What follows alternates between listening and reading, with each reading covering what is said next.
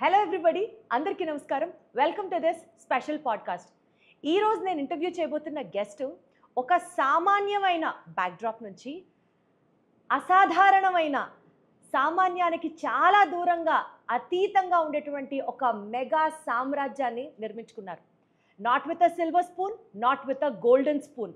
కేవలం 500 రూపాయల క్యాష్ జోబులో అన్షేకబుల్ గట్స్, అన్బీటబుల్ డ్రీమ్స్ ఇవే ఉన్నాయి ఆయన దగ్గర. అక్కడి నుంచి స్టార్ట్ అయిన ఆయన ప్రస్థానం ఈరోజు భారతదేశంలో ఉన్న ఎన్నో కార్పొరేట్ కంపెనీ వాల్స్ మీద ఆయన పెయింట్స్ ముద్రలుగా ఉంటాయి. ఆయన సక్సెస్ స్టోరీని వింటూ మనందరం చాలా ఇన్స్పైర్ అవ్వాల్సిన టైం వచ్చేసింది is what I personally feel. To take it forward, meet the man whose every drop of sweat has turned out to be a crores valued worth of empire. ఆయన ఇంకెవరో కాదు, techno paints managing director and the founder person Akuri Srinivas Reddy గారు నాతో ఉన్నారు. Let me take forward. Sir నమస్తే, ఎలా ఉన్నారు sir? బాగున్నాం, చాలా బాగున్నాం. చాలా గర్వంగా ఉంది నాకు కూడా మిమ్మల్ని ఇంటర్వ్యూ చేయడం. All good sir? గుడ్ అండి అంతా. అసలు మీతో మాట్లాడేటప్పుడు నా ఫస్ట్ క్వశ్చన్ సార్, ఒక విలేజ్ బ్యాక్డ్రాప్ నుంచి దాచేపల్లి మండలంలో ఇక్కడ దగ్గరలో ఉన్న ఒక చిన్న పల్లెటూరు నుంచి హైదరాబాద్కి మీరు ఒక ఆంటర్ప్రూనర్గా స్టార్ట్ అయినప్పుడు మీ జర్నీ, అప్పుడు మీ మైండ్ సెట్ ఏంటి సార్? ఏం చెయ్యాలి అని అనుకోని అసలు వచ్చారు సార్? ఏం నడిచింది మీ బ్రెయిన్లో అప్పుడు? మీ మొత్తం ఫ్లాష్ బ్యాక్ని ఒక 30 seconds జస్ట్ మమ్మల్ని అక్కడికి తీసుకెళ్ళండి సార్. ఓకే, అది ఒక చిన్న విలేజ్. అక్కడ విలేజ్లో మాది ఒక అగ్రికల్చర్ ఫ్యామిలీ. మా ఫాదర్ ఒక అగ్రికల్చర్ రైతుగా ఉండేవారు. అక్కడి నుంచి నా ఎడ్యుకేషన్ కంప్లీట్ అయ్యాక నాకు చిన్నప్పటి నుంచి కూడా ఫ్యాషన్ ఉండేది. అంటే మా ఫ్యామిలీకి ఒక చిన్న బిజినెస్ ఉండేది. ఆ బిజినెస్లో ఏంటంటే మా బ్రదర్ చూసుకుంటూ ఉండేవాడు. అంటే ప్రతి ఇయర్ కూడా చాలా లాసెస్లో రన్ అవుతూ ఉండేది. అప్పుడు చిన్నప్పటి నుంచి నాకు అబ్జర్వేషన్ ఏంటంటే ఆ లాసెస్ అన్నీ కూడా నన్ను ఒక సక్సెస్ఫుల్ బిజినెస్ మ్యాన్గా తయారు చేయడానికి బాగా ఉపయోగపడింది నా కెరీర్కి, ఈరోజు నా కెరీర్కి. ఎందుకంటే మా ఫాదర్ బాగా స్ట్రగుల్ అయ్యేవాడు. మా బ్రదర్ చేసే బిజినెస్లో తను లాసెస్ బాగా ఎవ్రీ ఇయర్ లాసెస్లో కొంత ఎవ్రీ ఇయర్ పొలాలు అమ్ముకోవటం, దీనివల్ల కొంత లాసెస్ బాగా చూస్తూ ఉండేవాడు. దాన్ని నాకు చిన్న ఏజ్ నుంచి బాగా నేను అబ్జర్వ్ చేస్తూ వచ్చేవాడిని. ఎడ్యుకేషన్ మీద అంత నాకు ఇంట్రెస్ట్ కూడా ఉండేది కాదు. స్టార్టింగ్ చిన్న ఏజ్ నుంచి కూడా నాకు బిజినెస్ మీద ఎక్కువ ఇంట్రెస్ట్ ఉండేది. కాలేజీ కంప్లీట్ అయ్యాక నేను హైదరాబాద్లో కొన్ని ఆపర్చునిటీస్ కోసం హైదరాబాద్ వచ్చాను. హైదరాబాద్లో ఒక చిన్న కంపెనీలో ఒక సనత్ నగర్లో ఒక చిన్న కంపెనీలో వర్క్ చేసే ఒక శాండ్ మోసే వర్కర్గా స్టార్ట్ చేశాను నా కెరీర్ని. అక్కడ అది చేస్తూ కొన్ని మంత్స్ అక్కడ చేశాక తర్వాత నా బలమైన కోరిక ఏంటంటే మంచి బిజినెస్ మ్యాన్ అవ్వాలి, సక్సెస్ఫుల్ ఎంటర్ప్రెన్యూర్ అవ్వాలి అనే కోరిక. నా కెరీర్లో మంచి పొజిషన్కి వెళ్ళాలనేది ఆ కోరిక మాత్రం ఒకటి బలంగా ఉండేది నాకు. పెద్ద సొసైటీని చూడలేదు నేను. అప్పటికి పీపుల్స్ని పెద్దగా చూసింది కూడా లేదు. నా ఏజ్ వచ్చేసరికి అప్పటికి 18 years or 19 years ఉండేది. అంత బిజినెస్ చేయాలనే ఒక బలమైన కోరిక మాత్రం ఉండేది. అది ఒక్కటే ఉండేది నాకు.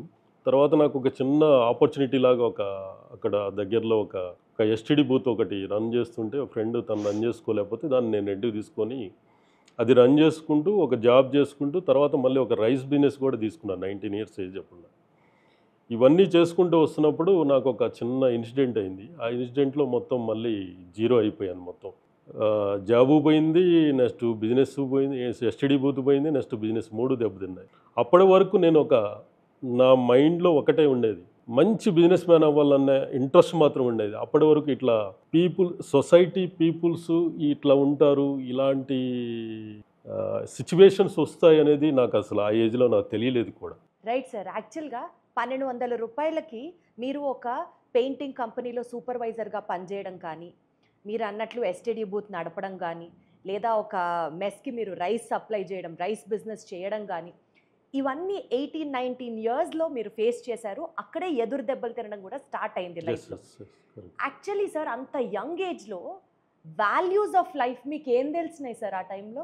కొన్ని ఫేస్ చేయలేని ప్రాబ్లమ్స్ ఎదురయ్యాయి ఆ టైంలో నాకు. అంటే అప్పటి వరకు పీపుల్స్ ఇట్లా ఉంటారు, మోసం కూడా చేస్తారు అనే పీపుల్స్ ఇట్లా ఉంటారనేది నాకు అసలు ఐడియా లేదు అసలు నిజంగా. వాళ్ళని మనం సొసైటీలో ఇలాంటి క్యారెక్టర్స్ ఉంటాయని తెలియదు నాకు అప్పటి వరకు. అది నాకు లైఫ్లో బాగా సక్సెస్ అవ్వడానికి బాగా ఉపయోగపడింది. దాని నుంచి బాగా నేర్చుకోగలిగాను. రైట్. దాని నుంచి ఆ ఇన్సిడెంట్తో నేను చాలా నేర్చుకోగలిగాను. ఆ ఇన్సిడెంట్ వల్ల తర్వాత నా ఫ్యామిలీలో కానీ, నా రిలేషన్స్లో కానీ నాకున్న నాకున్న గుడ్విల్ని ఎలా మళ్ళీ బ్యాడ్ అయ్యాననేది కూడా బాగా బాగా తెలుసుకోగలిగాను. దానివల్ల మా ఫాదరు నా ఫ్యామిలీ ఎంత సఫర్ అయ్యనేది చాలా సఫర్ అయ్యారనేది కూడా బాగా తెలుసుకోగలిగాను నా ఫ్రెండ్ సర్కిల్లో కానీ. మీరేమన్నా ఒక ఎథిక్స్ రూల్ పెట్టుకున్నారా సార్ లైఫ్లో? నేను ఎవరిని ఎప్పటికీ సపోజ్ చీట్ చేయకూడదు, బిజినెస్లో ఎథిక్స్ ఫాలో అవ్వాలి, ఇట్లాంటి రూల్స్ ఏమన్నా మీకు మీరు పెట్టుకున్నారా? బికాజ్ మిమ్మల్ని ఒకళ్ళు చీట్ చేశారు కాబట్టి ఆ టైంలో. నేను నా క్యారెక్టర్ని స్టార్టింగ్ నుంచి, అంటే అది బై మై ఫ్యామిలీ బ్యాక్గ్రౌండ్ నుంచి వచ్చిన క్యారెక్టర్ అది. మా ఫాదర్ చాలా జెన్యూన్గా ఉండేవాడు, చాలా నిజాయితీగా, చాలా హానెస్ట్గా ఉండేవాడు. తన నుంచి ఒక కొన్ని మంచి క్యారెక్టర్ని అయితే డెవలప్ చేసుకోగలిగాను, అంటే నా విలేజ్లో కానీ నా ఫ్యామిలీ నుంచి కానీ. ఆ క్యారెక్టర్ వల్ల ఏమైందంటే దాన్ని నేను నెగిటివ్ షేడ్లో ఎప్పుడు తీసుకోలేదు. నాకు ఏది జరిగినా కానీ దాని నుంచి నేర్చుకోవాలి, దాని నుంచి నేర్చుకున్నాను కానీ దాన్ని సేమ్ నేను అప్లై చేయటం అనేది చేయలేదు ఏ రోజు కూడా. ఏ మనిషిని కూడా, ఏ పర్సన్ని కూడా ఇబ్బంది పెట్టాలి, బాధ పెట్టాలి, తన నుంచి చీట్ చేసి నేను డెవలప్ అవ్వాలనే ఆలోచనతో ఎప్పుడు లేను. నేను ఇవ్వగలిగింది ఇవ్వాలి, వాళ్ళకి ఇంకా మంచి చేయాలి, వాళ్ళకి చేసిన దాంట్లోంచి వాళ్ళు డెవలప్ అవ్వాలి, నేను నా కెరీర్కి కూడా డెవలప్ అవ్వాలనే ఆలోచనతో ఉండేవాడిని. ఫస్ట్ నా లైఫ్ని స్టార్ట్ చేసినప్పుడు నేను సక్సెస్ అవ్వాలని నా లైఫ్ని స్టార్ట్ చేశాను. నేను సక్సెస్ అవ్వాలి, నేను నిలబడాలి, నేను కొంత మనీ నేను చేసుకోవాలన్న దాంట్లో నేను స్టార్ట్ చేసిన నా కెరీరు. తర్వాత నా ఫ్యామిలీకి కావాలని తర్వాత అనుకున్నాను. తర్వాత నాతో ఉన్న పీపుల్స్ కావాలి, నాతో ఉన్న పీపుల్స్ అంతా హ్యాపీగా ఉండాలి, వాళ్ళకి నా మీద ఒక ట్రస్ట్ రావాలని పనిచేస్తూ వచ్చాను. ఈరోజు నా ఆలోచన కొంత టైము ఒక గడిచాక నాకు జరుగుతున్న, నా మైండ్లో జరుగుతుంది ఏంటంటే, టోటల్ పీపుల్స్ అంటే ఈ నేషన్కి కూడా ఒక మంచి సర్వీస్ పార్ట్నర్గా నేను ఎందుకు డెవలప్ చేయకూడదనే ఒక ఆలోచనతో నేను ముందుకెళ్తూ వస్తున్నాను అనమాట. Hats off sir, hats off sir. అయితే 2001లో మీరు టెక్నోపెయిన్ స్టార్ట్ చేశారు. అప్పటికి మ్యానుఫ్యాక్చరింగ్ యూనిట్స్ అన్నది ఐడియాలో లేదు. సో అసలు ఈ మ్యానుఫ్యాక్చరింగ్ ప్లాంట్ కూడా మనమే స్టార్ట్ చేయాలి అన్నది when did it come to picture? యాక్చువల్గా నాకు ఆ ఇన్సిడెంట్ జరిగాక, ఆ ఇన్సిడెంట్ 96 ఆర్ 97లో జరిగింది. ఆల్మోస్ట్ 97లో మళ్ళీ విలేజ్ వెళ్ళి తర్వాత మళ్ళీ హైదరాబాద్ వచ్చాను నేను. హైదరాబాద్ వచ్చినప్పుడు మళ్ళీ మా ఫాదర్కి చెప్పకుండా ఒక 500 రూపీస్ తీసుకొని ఒక లారీ ఎక్కేసి హైదరాబాద్ వచ్చాను నేను. 500 తీసుకొని వచ్చేసాను ఇక్కడికి. ఎందుకంటే తను అక్కడ అడ్జస్ట్ అవ్వలేకపోయాను. ఎందుకంటే నా లైఫ్లో సక్సెస్ అవ్వాలన్న బలమైన కోరిక ఏం చేసిందంటే, ఒక విలేజ్ నుంచి నువ్వు బయటికి రావాలి, బయటికి వస్తేనే నువ్వు నీ కెరీర్లో మంచి పొజిషన్కి వెళ్ళగలుగుతావు అని నేను ముందు చూసి వచ్చాను. కాబట్టి అక్కడ కొంచెం ముందే చూసి వచ్చి అక్కడ ఉండలేకపోయాను నేను. మళ్ళీ హైదరాబాద్ వచ్చాక మళ్ళీ జాబ్ని సెట్ చేస్తున్నప్పుడు ఏంటంటే, మా ఒక రిలేషన్ తెలిసిన ఒక కజిన్ ద్వారా ఒక పెయింటింగ్ సూపర్వైజర్గా ఒక ఆపర్చునిటీ వచ్చింది నాకు అక్కడ. సరే చూద్దాం, ట్రై చేద్దాం. నాకు పెయింటింగ్ అంటే తెలియదు యాక్చువల్గా కూడా. అప్పటి వరకు పెయింట్ అంటే అసలు నాకు ఐడియా కూడా లేదు. ఒక పెయింటింగ్ సూపర్వైజర్గా అరబింద ఫార్మాలో ఒక సూపర్వైజర్గా నా కెరీర్ స్టార్ట్ చేశాను. ఆల్మోస్ట్ నేను చింతల్లో ఉండేవాడిని. నేను ఆ యూనిట్ వచ్చేసరికి, యూనిట్ 6 వచ్చేసరికి ఇస్నాపూర్ పాస్మైలారంలో ఉండేది, ఇస్నాపూర్లో ఉండేది. అది ఆల్మోస్ట్ ఒక 3 బస్సెస్ మారి రోజు ట్రావెల్ చేయాల్సి ఉంటుంది. అక్కడ ఒక సూపర్వైజర్ జాయిన్ అయినా, ఒక 1500 రూపీస్ శాలరీకి అక్కడ జాయిన్ అయ్యాను. అక్కడ జాయిన్ అయ్యానే కానీ నా మనసులో ఒక గట్టి, ముందు నుంచి కొన్ని బిజినెస్ చేయాలి, నాకంటూ ఒక మంచి కెరీర్ ఉండాలి, మంచి పొజిషన్కి రావాలనేది బలమైన కోరిక ఏం చేసిందంటే, నేను ఎక్కడా కూడా ఎక్కువ కాలం నేను నిలబడనివ్వలేదు. ఎందుకంటే అక్కడికి వెళ్ళాక కూడా నాకు అక్కడికి వెళ్ళినాక నా మైండ్లో ఒక థాట్ అయితే వచ్చింది. ఎందుకో తెలియదు కానీ అది ఎందుకు వచ్చిందో తెలియదు. ఆ థాట్ ఈరోజు ఈ పొజిషన్కి రావడానికి మెయిన్ రీజన్ అనుకుంటున్నాను. ఏంటంటే, అది అక్కడ జరుగుతున్నప్పుడు అంటే పెయింట్స్ అంటే అప్పటి వరకు ఒక లైమ్ అనేది తెలుసు మనకి, ఇన్ని రకాలైన పెయింట్స్ ఉంటాయని అప్పటి వరకు నాకు కూడా తెలియదు. ఆ ఫ్యాక్టరీకి వెళ్ళి ప్రొడక్ట్ అండ్ అప్లికేషన్ చేస్తున్నప్పుడు నాకు చాలా ఎక్స్పీరియన్స్ వచ్చింది. ఆ ఎక్స్పీరియన్స్ ఏంటంటే, ప్రతిరోజు కూడా నేను తీసుకున్న ప్రొడక్ట్ ఎంత తీసుకున్నాను, దాన్ని ఎంత కాస్ట్ అవుతుంది, నెక్స్ట్ లేబర్ కాంపోనెంట్ ఎంత అవుతుందని ఆ క్యాలిక్యులేషన్ ఎవ్రీడే నా డైరీలో రాసుకోవడం స్టార్ట్ చేశాను ఆ రోజు నేను. ఇది నా కెరీర్కి ఒక మంచి పొజిషన్ తయారు చేయడానికి ఉపయోగపడుతుందని అనిపించింది. ఎందుకు అనిపించింది తెలియదు. అప్పటికి బిల్డింగ్స్లో, పెయింట్స్లో కూడా అంత అవేర్నెస్ లేదు. అది కూడా ఒక ఇండస్ట్రీలో కాబట్టి, ఒక ఫార్మాలో కాబట్టి అంత క్వాలిటీ పెయింట్స్ అండ్ చాలా ఇండస్ట్రియల్ పెయింట్స్ యూజ్ చేయడం జరిగింది. కానీ బయట అప్పటికి ఇండస్ట్రీ అంత చిన్న ఇండస్ట్రీ, వెరీ స్మాల్ ఇండస్ట్రీ అప్పటికి. ఇది నా కెరీర్కి మంచి ప్లాట్ఫామ్ తయారు చేసిద్దని ఆ రోజే నేను నమ్మాను. నేను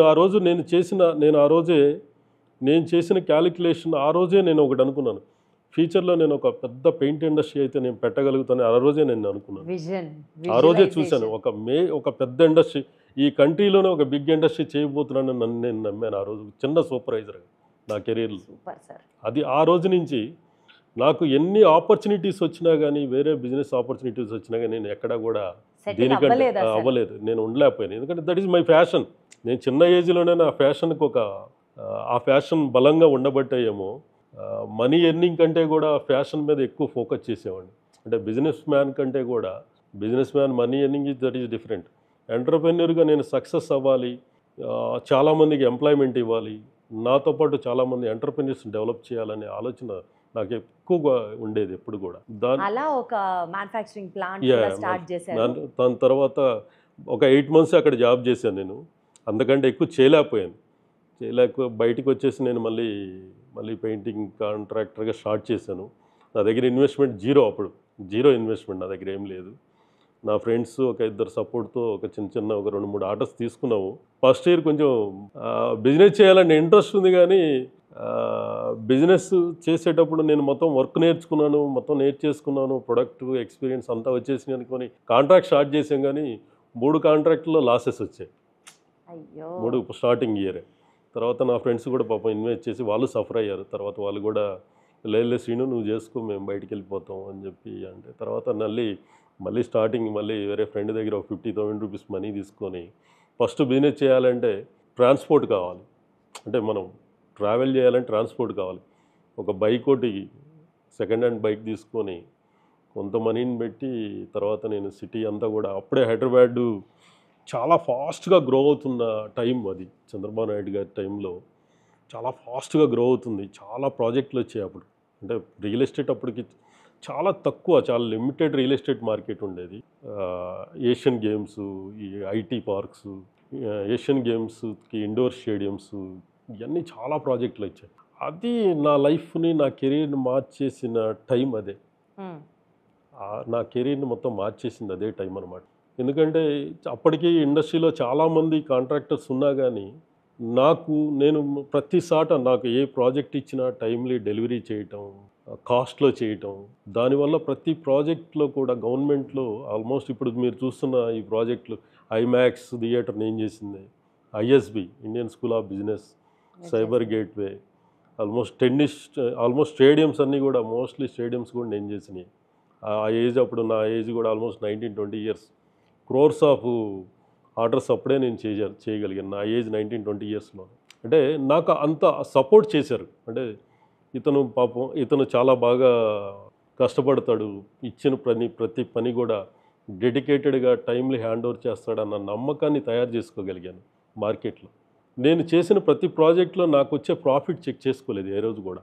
నేను చెక్ చేసుకుంది ఒకటే, నేను ప్రతి ప్రాజెక్టు టైమ్లీ డెలివరీ చేయగలిగానా, క్వాలిటీ ఇవ్వగలిగానా, దీనివల్ల నేను చేసిన దానివల్ల నాకు ఇచ్చిన అవకాశం ఇచ్చిన ప్రతి ఒక్కరికి కూడా బెనిఫిట్ అయ్యిందా లేదనేది ఎక్కువ చూసుకునేవాడిని.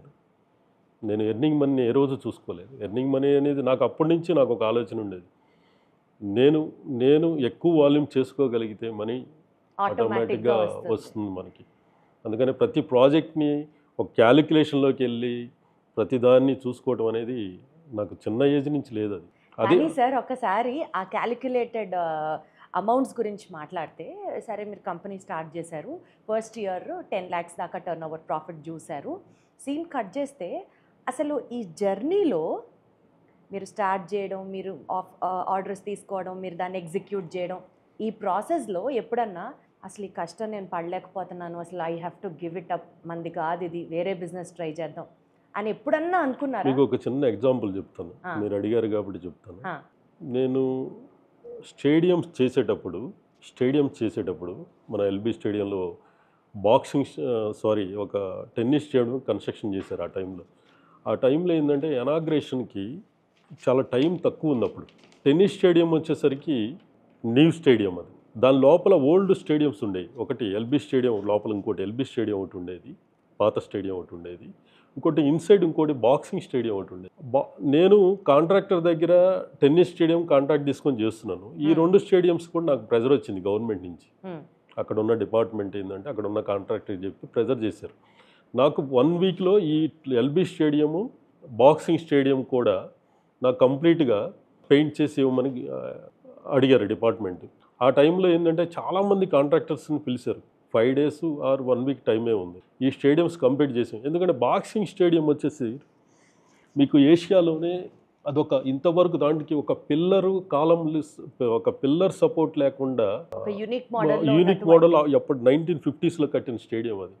దాన్ని పెయింట్ చేయడం చాలా కష్టం. ఆల్మోస్ట్ 100 feet హైట్ ఉంటుంది. మనకి దాన్ని పెయింట్ చేయడం చాలా కష్టం, చాలా టైం కూడా చాలా తక్కువ ఉంది.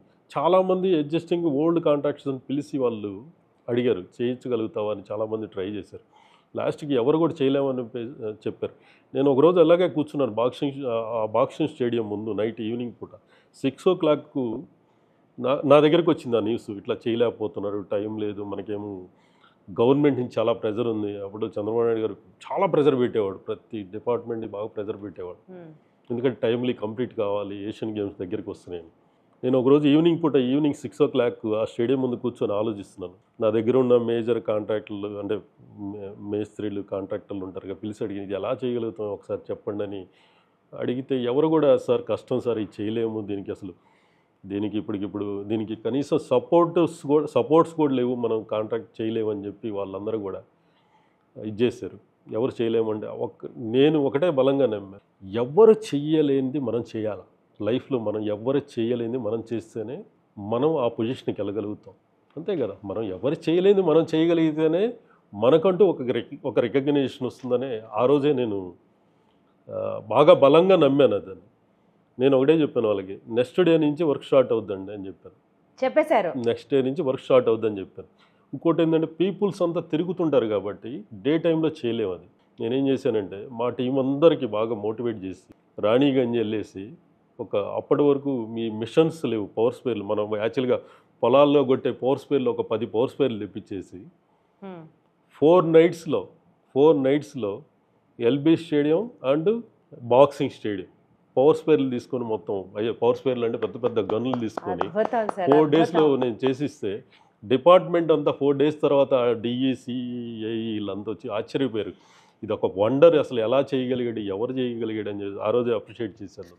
ఇలాంటి ఛాలెంజెస్ నా కెరీర్లో చాలా చేసుకుంటూ వచ్చాను. ప్రతి ప్రాజెక్ట్ని కూడా నేను వచ్చిన దగ్గర నేను ఎంటర్ అయ్యానంటే ఇంకా కష్టం, ఇంకెవరు కూడా అక్కడ అంత కాన్ఫిడెంట్గా అంత టైమ్లీ అంత సర్వీస్ ఇచ్చుకుంటూ వచ్చాను. నాకు బాలకృష్ణ గారు కనిపిస్తున్నారు సార్, నేను ఎంటర్ అయ్యానంటే ఇంకా కాంపిటీషన్ ఉండదు అన్నది నాకు బాలకృష్ణ గారు కనిపిస్తున్నారు. ఛాలెంజెస్ని మీరు నిజంగా ఛాలెంజ్ లానే తీసుకున్నారు తప్ప గివప్ చేయాలి అన్న థాట్ అసలు మీ మైండ్లో ఎప్పుడు రాదన్నమాట. అయితే అంతేనా? నేను యాక్సెప్ట్ చేయను ఏది కూడా, అది అవుతుందని బలంగా నమ్ముతాను. ఏదైనా చేయగలుగుతామని మాత్రం నమ్ముతాను. ఇది కూడా అవ్వందాన్ని మనం చేస్తేనే మనం మన లైఫ్లో ఒక అచీవ్మెంట్ ఉంటుంది కదా. Right sir. అయితే ఏదైనా నేను చేయగలను అని అనుకున్న టైంలో కొన్నిసార్లు రిస్క్లుగా కూడా సిచ్యువేషన్స్ మారే అవకాశాలు ఉంటాయి. ప్రాబబుల్లీ బ్యాడ్ ఇన్వెస్ట్మెంట్ అవ్వచ్చు, లేదా ఆ టైంలో తీసుకున్నటువంటి రాంగ్ డెసిషన్స్ వల్ల కావచ్చు, వాట్ ఎవర్.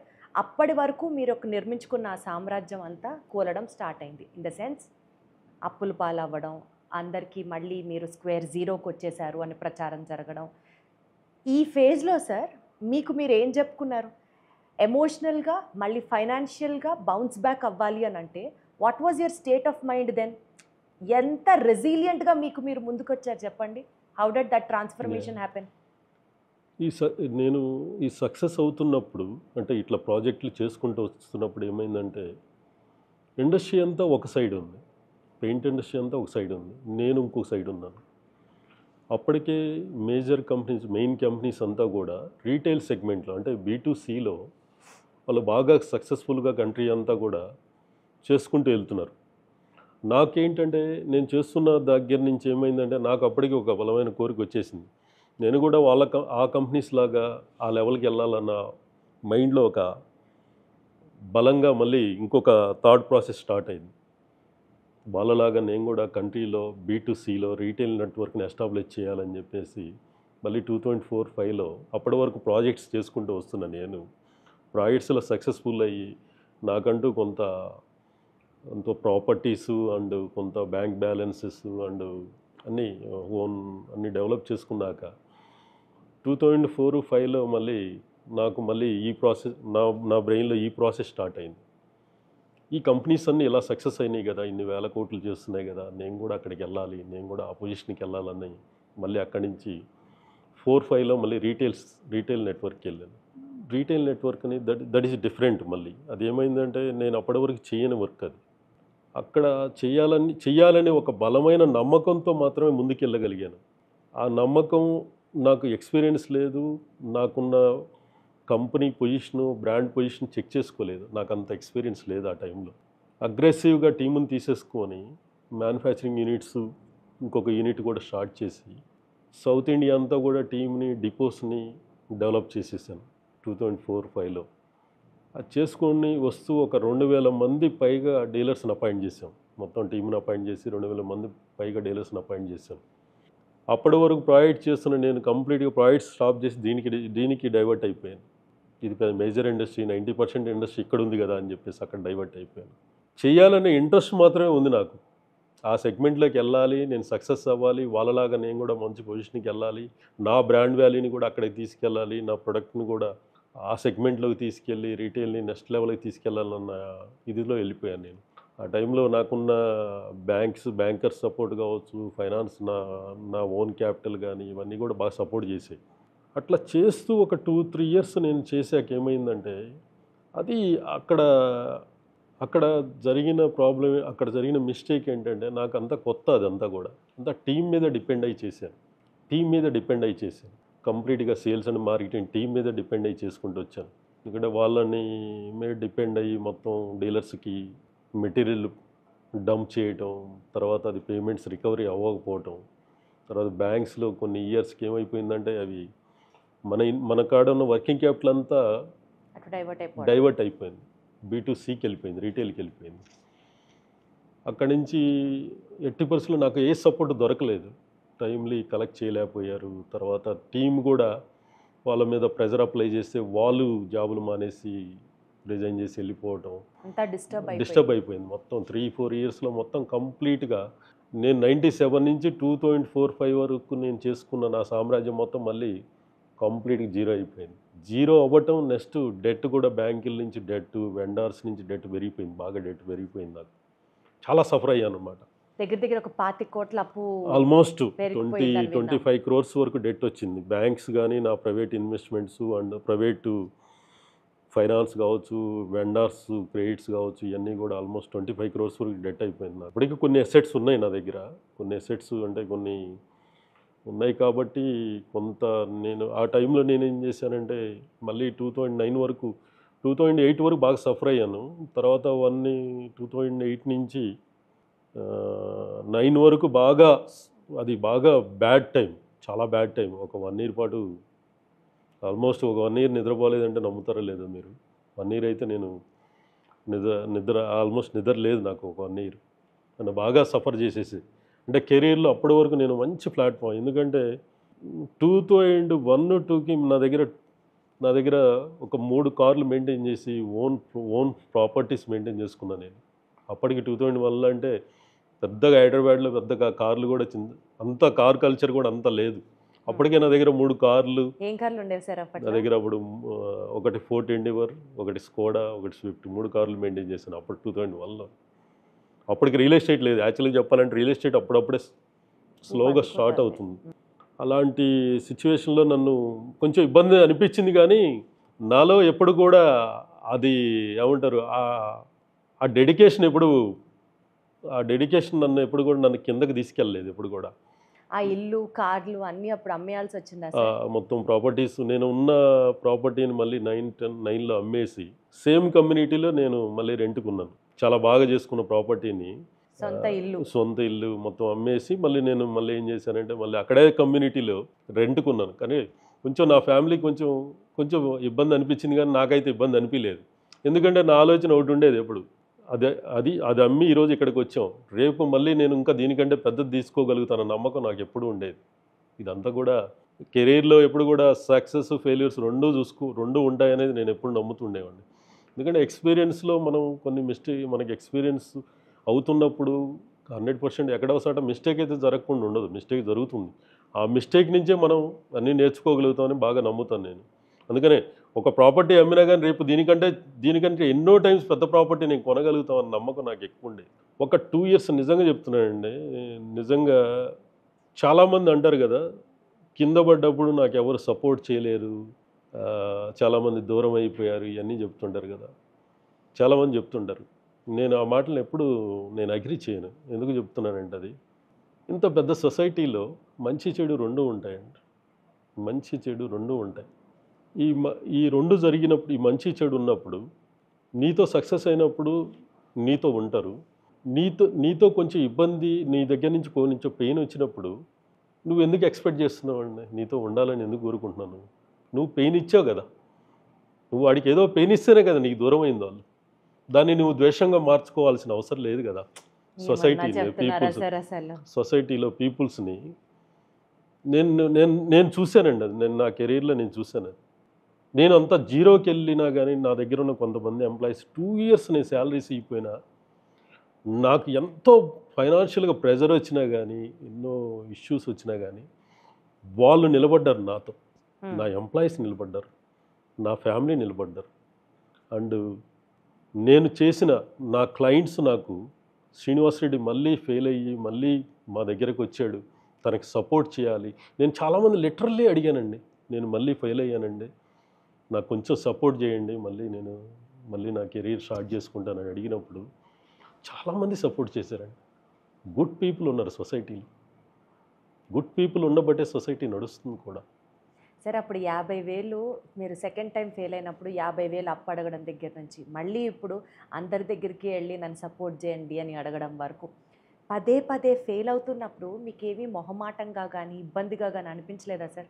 అయ్యో, ఇలా స్టార్ట్ చేస్తున్నాం ఫెయిల్ అవుతున్నాం, ఎవరన్నా ఏమన్నా అనుకుంటారేమో అన్న భయం లేదా సార్? నాకు అసలు అది లేదు. ఎందుకంటే నేను నాకు ఎక్స్పీరియన్స్ లేని ఫీల్డ్లోకి వెళ్ళాను. నేను అక్కడ ఫెయిల్ అయ్యాను. నాకు ఎక్స్పీరియన్స్ ఇక్కడ ఉంది కాబట్టి, మీరు ఆల్రెడీ నా ఎక్స్పీరియన్స్ చూశారు కాబట్టి నాకు ఇంకొక ఆపర్చునిటీ ఇవ్వమని అడిగాను. దాంట్లో తప్పేం లేదు కదా. నేను ఈరోజు కూడా చాలా గట్స్ ఉండాలి సార్ అలా అడగాలంటే. నేను వాళ్ళని అడిగినప్పుడు కంపల్సరీ నాకు ఆ సపోర్ట్ ఇచ్చారు. వాళ్ళ బ్లెస్సింగ్స్, వాళ్ళ సపోర్ట్ ఇచ్చారు నాకు.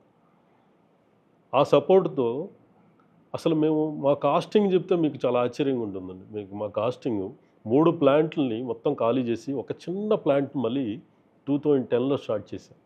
చిన్న ప్లాంట్కి స్టార్ట్ చేశాం. మా ఆపరేషనల్ ఎక్స్పెండిచర్ అంతా కూడా ఆ టైంలో 9-10లో 25 లక్షలు ఉన్న ఆపరేషనల్ ఎక్స్పెండిచర్ని 2 lakhsకి తీసుకొచ్చుకున్నాను. ఆపరేషనల్ ఎక్స్పెండిచర్ మొత్తం ఖాళీ చేసేసి 2 lakhs ఆపరేషనల్ ఎక్స్పెండిచర్ తీసుకొని స్క్రాప్ అమ్మి రెంట్లు కట్టేవాళ్ళం. మేము మా దగ్గర ఉన్న స్క్రాప్తో రెంట్లు కట్టడం స్టార్ట్ చేసాం.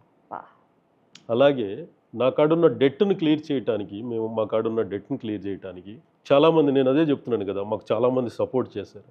కొంతమంది మా క్లయింట్స్, నేను ఒకటే చెప్పాను, సార్ నాకు కొంచెం ఈ టైంలో నాకు ఫైనాన్షియల్ కొంచెం డెట్ ఉంది, నాకు కొంచెం మీరు ఈ టైంలో మీ దగ్గర ఉన్న కొంచెం ప్రాపర్టీస్ నాకు ముందు రిజిస్ట్రేషన్ చేయగలిగితే, నన్ను నమ్మి రిజిస్ట్రేషన్ చేయగలిగితే నేను మీ ప్రాజెక్ట్ని మీరు బాటర్ డీల్లో నేను చేసి ఇవ్వగలుగుతానన్నప్పుడు, అదే చెప్తున్నా, సొసైటీలో మంచి పీపుల్ ఉంటారన్న దానికి ఇదే నిదర్శనం. మనం 5 crores 10 crores వర్త్ వాల్యూ ఉన్న ప్రాపర్టీస్ ముందు రిజిస్ట్రేషన్ చేశారు. నమ్ముతారా మీరు? అంటే ఒక మనిషికి అంత ట్రస్ట్ ఉంటుంది. సొసైటీలో కూడా అలాంటి పీపుల్స్ ఉన్నారు. మనం ఎవరి మీదో కోపం లేకుండా పనిచేయగలిగితే, ఒక మంచి రిలేషన్స్, ఒక మంచి కమ్యూనికేషను, ఒక ట్రస్ట్ మనం డెవలప్ చేసుకోగలిగితే, మన పొజిషన్కి అల్టిమేట్ మనం ఎక్కడికి వెళ్ళాలనుకుంటే అక్కడికి వాళ్ళే పంపిస్తారు. ఇది కదా పాజిటివ్. మనం ఎక్కడికి వెళ్ళాలంటే మనల్ని వాళ్ళే పంపిస్తారు. Super sir. సార్, ఓవరాల్గా చూసుకుంటే ఒక పెయింటింగ్ షాప్లో సూపర్వైజర్ దగ్గర నుంచి మొదలైన మీ ప్రస్థానం ఈరోజు ఒక ఆంటర్ప్రూనర్గా, ఒక సక్సెస్ఫుల్ ఇండస్ట్రియలిస్ట్గా మీరు ఎదగగలిగారు అని అంటే మీ బిజినెస్ స్ట్రాటజీ ఏంటి సార్? ఒకటి, 9-10లో నేను రివర్స్ బ్యాక్ అయినప్పుడు, అంటే చాలా డెట్ ఉండి ఆ టైంలో మళ్ళీ రీస్టార్ట్ చేశాను. అంటే నాకు ఎక్కడైతే నా మేజర్ స్ట్రెంత్ ఏంటని నేను ఐడెంటిఫై చేసుకోగలిగాను. నా స్ట్రెంత్ వచ్చేసరికి మ్యానుఫ్యాక్చరింగ్ అండ్ అప్లికేషన్లో నేను ఎక్స్పర్ట్. దీంట్లో నేను ఆల్రెడీ ప్రూవెన్ రికార్డు ఉంది. నాకు చాలా మంచి రికార్డు ఉంది. 97 నుంచి 2005 వరకు నాకు చాలా మంచి రికార్డు ఉంది. తర్వాత 2005 నుంచి బ్రేక్ అయ్యి దాన్ని బ్రేక్ చేసి నేను రీటైల్కి వెళ్ళినప్పుడు నా సైకిల్ మొత్తం మళ్ళీ కిందకు వచ్చాను నేను. మళ్ళీ 2010లో నేను మళ్ళీ నన్ను నేను చేసుకుంది ఏంటంటే ఓకే నా కోర్ నా స్ట్రెంగ్త్ ఇది అనేది నేను స్టడీ చేసుకున్నాను. మళ్ళీ అక్కడి నుంచి నేను రీస్టార్ట్ చేసినప్పుడు నేను ఒకటి డిసైడ్ అయ్యాను. నాకు బలంగా నేను నమ్ముకుంది ఒకటే, నేను చేయగలిగితే అప్పటికి మార్కెట్ చాలా ఎక్స్పాండ్ అవుతుంది. అంటే రియల్ ఎస్టేట్ బూమింగ్, విపరీతమైన కన్స్ట్రక్షన్స్ వచ్చేసాయి. బిఫోరు హైదరాబాద్ వేరు, తర్వాత చాలా మార్పులు జరిగాయి. ఈ ఐటీ కంపెనీ చుట్టూ చాలా గ్రోత్ వచ్చేసింది. దాని చుట్టూ రియల్ ఎస్టేట్ బాగా డెవలప్ అయిపోయింది. చాలామంది డెవలపర్స్, చాలా ప్రాజెక్టులు వచ్చాయి. కానీ నాకు చూసింది ఏంటంటే ఇన్ని ప్రాజెక్టులు వస్తున్నాయి, ఈ ఇన్ని ప్రాజెక్టులు నేను ఎలా పెయింట్స్ అప్లై చేయగలుగుతాను నేను ఒక్కడిని ఆలోచించాను. నేను ఆలోచించినప్పుడు ఒక థాట్ వచ్చింది నాకు, ఇప్పుడు చేస్తుంది కరెక్ట్ కాదు, నేను అప్పుడు చేసింది దట్ ఈజ్ రైట్, నేను ఇప్పుడు చేయాల్సింది ఏంటనేది మళ్ళీ థింక్ చేయడం స్టార్ట్ చేశాను. అక్కడి నుంచి మళ్ళీ థింక్ చేశాను.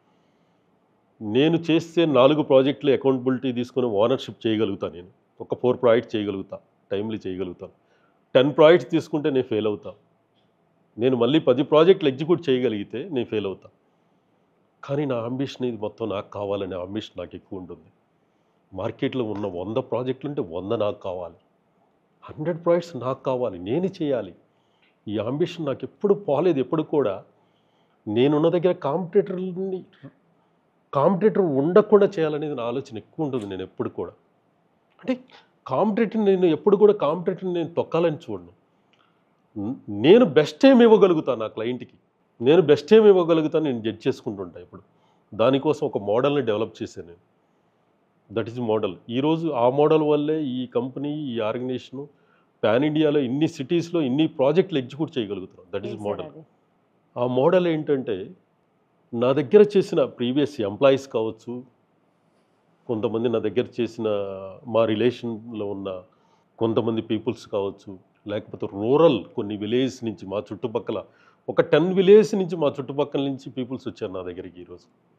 వాళ్ళందరినీ కొంతమంది దగ్గర ఎంప్లాయీ స్కిల్ ఉంటే ఎంప్లాయీని చేశాను, ఎంటర్ప్రెన్యూర్ స్కిల్ ఉంటే ఎంటర్ప్రెన్యూర్ చేశాను, బిజినెస్ స్కిల్స్ ఉంటే బిజినెస్ మ్యాన్ చేశాను. ఈ 3 స్కిల్ని తీసుకొని ఈ మోడల్లోకి తీసుకొచ్చాను. వీళ్ళందరినీ కూడా, ఈ పీపుల్స్ అందరినీ ఈ మోడల్లోకి తీసుకొచ్చాను. ఎందుకంటే నా ముందు కనిపిస్తుంది 100 ప్రాజెక్టులు. ఈ 100 ప్రాజెక్టులు నేను చేయాలి, కానీ ఈ 100 ప్రాజెక్టులు నాకు కావాలి, ఈ కంపెనీకి కావాలి.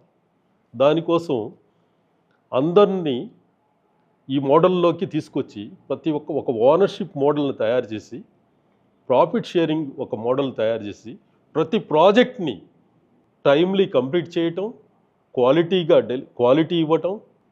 ఇవ్వటం, కస్టమర్స్ని సాటిస్ఫై చేయటం.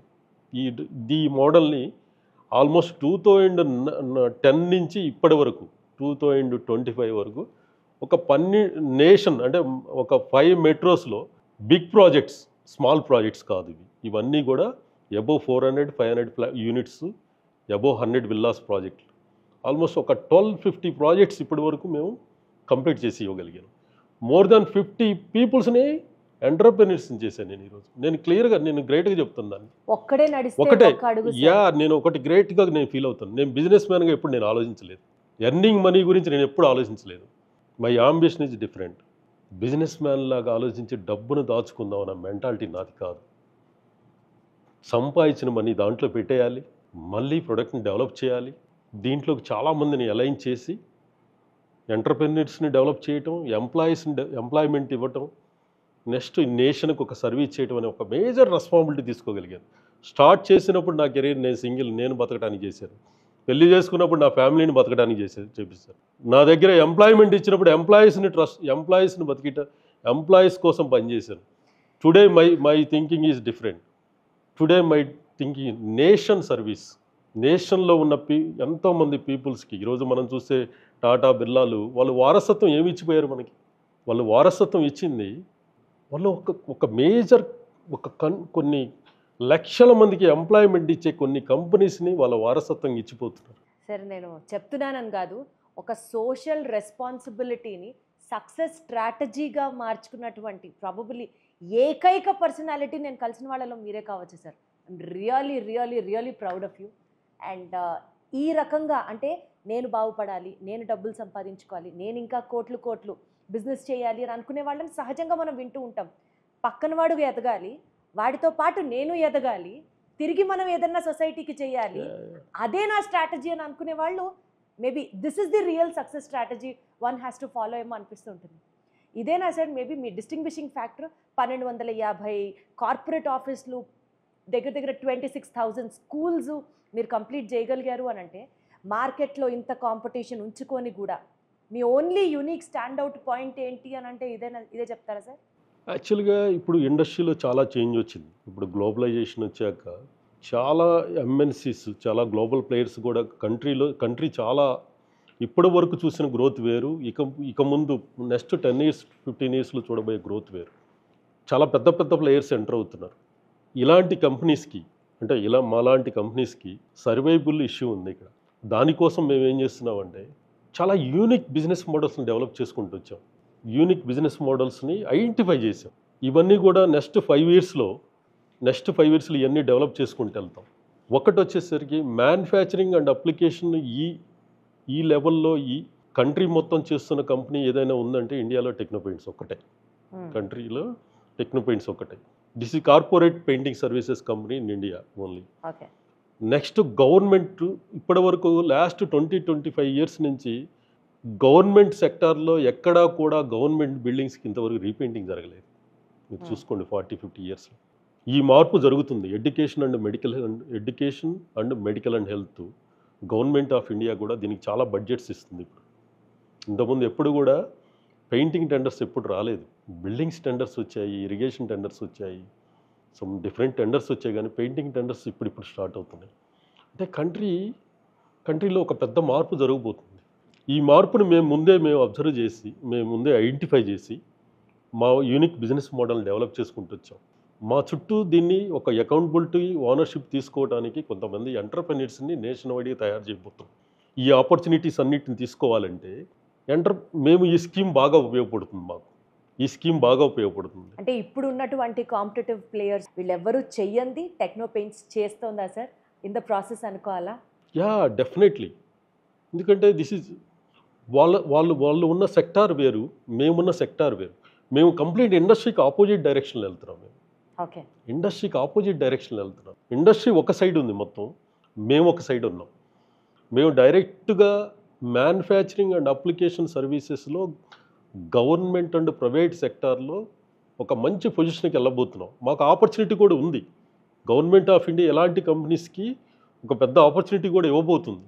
మాకున్న క్రెడెన్షియల్స్ కూడా అట్లా ఉన్నాయి. దానికి సంబంధించినట్లుగా మీ ప్లాంట్ కెపాసిటీస్ కానీ, పాన్ ఇండియా ఎక్స్పాన్షన్ కానీ మీరు అదే స్ట్రాటజిక్ విజన్తో ఉన్నారా? Yeah, definitely. మేము ఆల్రెడీ వీఆర్ స్టార్టెడ్. మేము ఆల్రెడీ ఆ ప్రాసెస్ స్టార్ట్ చేసాము. అది జరుగుతుంది ఆల్రెడీ. ఇప్పుడు దాంట్లోనే ఉన్నాము. దానికోసం కొన్ని ఎస్బీఎస్, కొన్ని డిఫరెంట్ ఎస్బీఎస్ కూడా వర్కౌట్ రెడీ చేసి పెట్టుకున్నాం మేము. దీంట్లో కొన్ని ఎస్బీఎస్ రెడీ చేసాం. కార్పొరేట్ అండ్ గవర్నమెంట్ కాకుండా ఫ్యూచర్లో సెకండ్ ఏంటంటే రీటైల్ సెక్టార్ కాకుండా B2B నుంచి రీటైల్ సెక్టార్కి కూడా మేము డెవలప్ అవ్వబోతున్నాం. ఫ్రాంచైజీస్ మోడల్ ఒకటి డెవలప్ చేసుకున్నాం ఇప్పుడు ఆల్రెడీ. థర్డ్ వన్ వచ్చేసరికి ఏఎంసీ ఒకటి డెవలప్ చేయబోతున్నాం. డైరెక్ట్ ఏఎంసీ అంటే ambience maintenance contract, annual maintenance contract అనేది ఒక టెక్నాలజీ పార్ట్నర్ చూసుకొని కంట్రీ మొత్తం కూడా దీన్ని కూడా ఎక్స్పాండ్ చేయబోతున్నాం. ఇది ఎట్లా ఉంటుందంటే మీకు ఒక ఊబర్, ఒక స్విగ్గీ, ఒక యాప్ లాగా ఉంటుంది. మీరు ఎక్కడో మీ విలేజ్లో కూర్చొని మీ ఇంటికి ఒక వాల్ పెయింట్ చేయాలంటే మా టీం వచ్చి పెయింట్ చేసి వెళ్తారు. That is system. ఆ సిస్టమ్ తీసుకురాబోతున్నాం కంట్రీలో. అలాంటి టెక్నాలజీని ముందే మేము తీసుకురాబోతున్నాం. ఎందుకంటే నేను ఇందా చెప్పాను కదా, ఇండస్ట్రీ అంతా ఒక సైడ్ ఉంటే మేము ఒక సైడ్ ఆలోచిస్తున్నాం. ఇండస్ట్రీ అంతా ఒక సైడ్ ఆలోచిస్తుంటే మేమంతా ఒక సైడ్ ఆలోచిస్తున్నాం. మేము ఐడెంటిఫై చేసాం. దిస్ ఈజ్ మా 100% సక్సెస్ఫుల్ మోడల్. ఇది కూడా దీనికోసం చాలా బిగ్ ప్లాన్స్ తయారు చేసుకున్నాం. అట్లే కాకుండా డెవలప్డ్ కంట్రీస్లో ఏంటంటే అన్ని కంట్రీస్లో కూడా ఏమైనాయి అంటే ఇప్పుడు మన ఇండియాలో చూస్తే రీటైల్ సెక్టార్ ఎక్కువ ఉంటుంది. B2C చిన్న పెయింట్ షాపులు ఇక్కడ ఉంటుంది. డెవలప్డ్ కంట్రీలు అంతా కూడా బిల్డ్ మార్ట్ అనే ఒక ఎక్స్పీరియన్స్ సెంటర్లు, పెద్ద మార్ట్స్ ఉంటాయి అక్కడ. ఫ్యూచర్లో నెక్స్ట్ ప్లాన్లో మాది అది కూడా ఉంది. మెట్రోస్, Tier 1, Tier 2 సిటీస్లో బిల్డ్ మార్ట్ ఎక్స్పీరియన్స్ సెంటర్లు కూడా తీసుకురావాలనేది మా ఆలోచన. దాంట్లో కూడా మేము ఆల్రెడీ క్లియర్గా దీన్ని తయారు చేసి జనరేషన్స్కి ఇవ్వాలనేది నా ఆలోచన. జనరేషన్స్కి ఇవ్వాలనేది నా ఆలోచన. యూజువల్గా ఇలాంటి మైండ్ సెట్ కానీ ఇలాంటి ఆలోచనలు చేయడం కానీ మీరు ఒక్కరే చేస్తుంటారా sir, are you discuss with somebody? Business partners ఉంటారా, లేకపోతే అడ్వైజర్స్ ఉంటారా, ఆర్ ఎంత కాదనుకున్న కోర్ ఐడియాలజీ మీదేగా? అంటే మీకు క్లియర్గా ఒకటి ఓపెన్ చెప్తున్నాను. నేను ఎవరిని కలిసినా అంటే ఏ పర్సన్, అంటే ఆ పర్సన్ ఒక పొజిషన్లో ఉన్న పర్సన్ కావచ్చు, లేకపోతే చిన్న ఎంప్లాయీనైనా కానీ, నేను ఫస్ట్ చూసేది వాళ్ళతో మాట్లాడినప్పుడు అతనిలో ఉన్న ఏ పర్సన్ కూడా రిజెక్టెడ్ అనను. ఆ పర్సన్లో ఏముందనేది ఫస్ట్ ఐడెంటిఫై చేయడానికి ట్రై చేస్తాను. ఈ పర్సన్లో ఉన్న క్యాలిబర్ ఏంటి, ఇతని కెరీర్కి మనమేమైనా కరెక్ట్ గైడ్ చేయగలుగుతామా, అది మనకు కూడా ఏమైనా ఉపయోగపడుతుందా, దాంట్లో కూడా నా స్వార్థం కూడా ఉంటుంది. దట్ ఈజ్ మ్యూచువల్ అంటారు కదా, మీరు ఇవ్వండి తీసుకోండి అంటారు కదా, దాన్ని బాగా నేను నమ్ముతాను. నువ్వు ఇవ్వకుండా అవతల దగ్గర నుంచి తీసుకోవాలని ట్రై చేయబోకంటా నేను. నువ్వు ఇవ్వు, అవతల దగ్గర నుంచి ఎక్స్పెక్ట్ చేయి. నువ్వు తీసుకోవడానికి ట్రై చేసినప్పుడు అవతలుడు కూడా అదే ఆలోచిస్తాడు కదా. సరే, అర్జునుడు కృష్ణుడి నుంచి ఏం నేర్చుకున్నాడో తెలియదు కానీ మీతో మాట్లాడుతుంటే మాత్రం లైఫ్ లెసన్సే నేర్చుకుంటున్నాను సార్ నిజంగా, apart from all the business strategies and tricks. అట్లా వాటిని నేను బాగా బలంగా నమ్ముతాను. ప్రతి వ్యక్తితో కూడా నేను నా ఇంటరాక్షన్ అంతా కూడా అట్లే ఉంటుందన్నమాట. మాట్లాడుతూ ఉన్నప్పుడు ఆ ఎక్స్చేంజ్ ఆఫ్ థాట్స్ జరుగుతాయి. 100%. నేను ఇంకొకటి ఏంటంటే, నేను 10 మందిలో ఉండటం కంటే కూడా సింగిల్గా ఎక్కువగా ఉండటానికి ఎక్కువ ట్రై చేస్తుంటాను. ఎందుకంటే సింగిల్గా నా బ్రెయిన్ ఎప్పుడు కూడా ఒక థాట్ ప్రాసెస్ ఎప్పుడు రన్ అవుతుంటుంది, ఒక థాట్ ప్రాసెస్ నడుస్తూ ఉంటుంది ఎప్పుడు కూడా. అందుకనే చాలామంది నన్ను వాళ్ళు మాట్లాడుకున్న ఆ చిట్ చాట్లో ఒకసారి నేను దాంట్లోంచి బయట ప్రపంచంలో ఉంటుంటాను నేను. యాక్చువల్లీ సార్, నా నెక్స్ట్ క్వశ్చనే అది.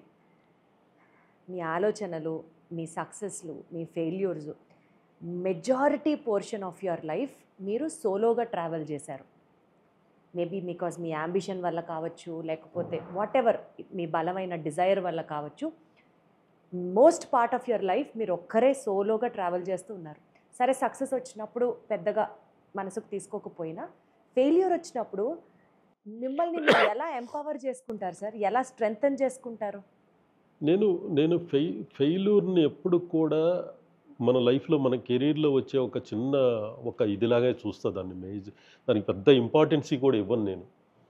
అక్కడ ఎక్కడ మిస్టేక్ చేసాము అనేది నేను మెయిన్గా అక్కడ కరెక్ట్ చేసుకుంటానికి ట్రై చేస్తాను నేను దాన్ని. అది ఎవరి వల్ల ఒక అయిన మిస్టేక్ లాగా కూడా చూడను నేను. ఆ సిచ్యువేషన్లో, ఆ టైంలో తీసుకున్న డెసిషన్ అది, దాన్ని మళ్ళీ కరెక్ట్ చేసుకొని ముందుకెళ్దామన్న ఆలోచనలో, పాజిటివ్ యాటిట్యూడ్లోనే ఉంటాను. ఎవరిని కూడా నేను వాళ్ళ మీద నువ్వు ఇది చేయటం వల్ల ఇది మిస్టేక్ అయిందని ఏ రోజు నేను మాట్లాడను అని మీరు అనరు. మీరు జర్నలింగ్ చేస్తారా, లేకపోతే దేవుడికి వెళ్ళి దండం పెట్టుకుంటారా ఆ టైంలో, లేకపోతే ప్రశాంతంగా కూర్చొని మ్యూజిక్ వింటూ తిరిగి మళ్ళీ జరిగిన తప్పులు ఏంటని రివైవ్ చేస్తారా, మీతో మీరు మాట్లాడుకుంటారా? మీకు ఒక ఎగ్జాంపుల్ చెప్తాను. నా 25 సంవత్సరాల్లో ఇంతవరకు నా కారులో మ్యూజిక్ ఇంతవరకు అది ఆన్ చేయడం తెలియదు నాకు మ్యూజిక్ ఆన్ చేయడం తెలియదు. 25 years నుంచి నేను ఇంతవరకు ఏ రోజు కూడా మ్యూజిక్ని ఎంజాయ్ చేయలేదు. రాసుకుంటారా సార్ డైరీలో? లేదు, రాసే అలవాటు అసలే లేదు. మీతో మీరు మాట్లాడుకుంటారా సార్? ఎందుకంటే మాట్లాడుకుంటారా సార్? 100%. నాతో నేను ఎక్కువ మాట్లాడుకునేది నాతో నేనే. అద్భుతం. నాతో నేనే ఎక్కువ మాట్లాడుకుంటాను. ఎవరిచ్చిన సజెషన్స్ అయితే తీసుకుంటాను. కానీ ఆ ఇచ్చిన సజెషన్ రైటా రాంగ్ అనేది 100% చెక్ చేసుకుంటూనే ఉంటాను. ఎట్లా సార్, అద్దం ముందర కూర్చొని మాట్లాడుతూ ఉంటారా, లేకపోతే ఇంటర్నల్గా ఆ థాట్ ప్రాసెస్లో మీకు సంఘర్షణ జరుగుతూ ఉంటుందా? 100% ఇంటర్నల్గా నాకు ఆ థాట్ ప్రాసెస్ ఎప్పుడు నడుస్తూనే ఉంటుంది, ఎప్పుడు జరుగుతూనే ఉంటుంది. నన్ను డిస్టర్బ్ చేయకూడదనే ఆ మ్యూజిక్ ఆన్ చేయడం కూడా ఆపేస్తాను. మ్యూజిక్ కూడా వినను నేను. దేవుడు నమ్ముతారా సార్ మీరు? వాస్తవాలు చెప్పాలా, నేను దేవుడి కంటే కూడా ఎక్కువగా నేను మనుషుల్ని ఎక్కువ నమ్ముతాను. ఒక మంచి మనిషి ఉంటే ఆ మంచి మనిషి చుట్టే మంచి చెప్పే మనిషే మనకు దేవుడు. మనల్ని సరిగా నడిపించే ఆ మనిషే మనకి దేవుడు. దానికి ఎక్కువ ఇంపార్టెన్స్ ఇస్తాను నేను. Epic sir. నలుగురికి సహాయం చేసే ఒక మనిషి అంతకంటే ఇంకా దేవుడి ఎవరు కంటే సార్ మీరు లైఫ్లో దేవుళ్ళు ఎవరు సార్? నా లైఫ్లో నేను పర్టికులర్గా నేమ్స్ కూడా చెప్పను, కానీ నాకు నేను కంపారిజన్ కూడా చేయలేను ఈ ఇల్లు. నాకు కొంతమంది నాకు చాలా బాగా సపోర్ట్ చేసిన వాళ్ళు ఉన్నారు, అలాగే నన్ను కొంత ఇచ్చేద్దాం అనుకున్న వాళ్ళు కూడా, వాళ్ళని కూడా నేనేమి విమర్శించాలనుకోవట్లేదు. ఎందుకంటే వాళ్ళకి ఏదైనా నా నుంచి ఏదైనా నష్టం జరుగుండొచ్చు కదా. నేను కూడా నాకు నేను జడ్జ్ చేసుకోవటం కూడా ఇంపార్టెంట్. అవసరమైతే వాళ్ళ దగ్గర నుంచి నేను రెక్టిఫై చేసుకుంటానికి ట్రై చేస్తాను, కానీ వాళ్ళని ద్వేషించాలన్న ఒక ఆలోచనలో అయితే నేను ఉండను. వాళ్ళు నాకు కొంచెం నన్ను ఎవరైతే విమర్శిస్తారో వాళ్ళే నన్ను నెక్స్ట్ లెవెల్కి తీసుకెళ్తారు కదా. నేను ఎప్పుడు చెప్తాను, నా టీంకి ఒకటే చెప్తాను. నా టీం మీటింగ్లో కూర్చున్నప్పుడు ఒక 30-40 మెంబర్స్, సేల్స్ వాళ్ళు, మార్కెటింగ్ వాళ్ళు మీటింగ్లో ఉన్నప్పుడు, లేకపోతే ఒకటే గట్టిగా చెప్తా, గట్టిగా పిడికిలు బిగించి కొడితే గోడ పగిలిపోవాలి, అంత కాన్ఫిడెన్స్ ఉండాలి. గోడ పగులుతుందా లేదా పక్కన పెట్టి, అంత కాన్ఫిడెన్స్తో మీరు ఉండాలి లైఫ్లో. That is success. డీవియేషన్స్ అనేది ప్రతి మనిషికి ఉంటాయి. డీవియేషన్స్ లేని మనిషి ఉంటాడు కదా, అందరికీ ఉంటాయి సమ్ డీవియేషన్. నాకు కూడా ఉంటుంది.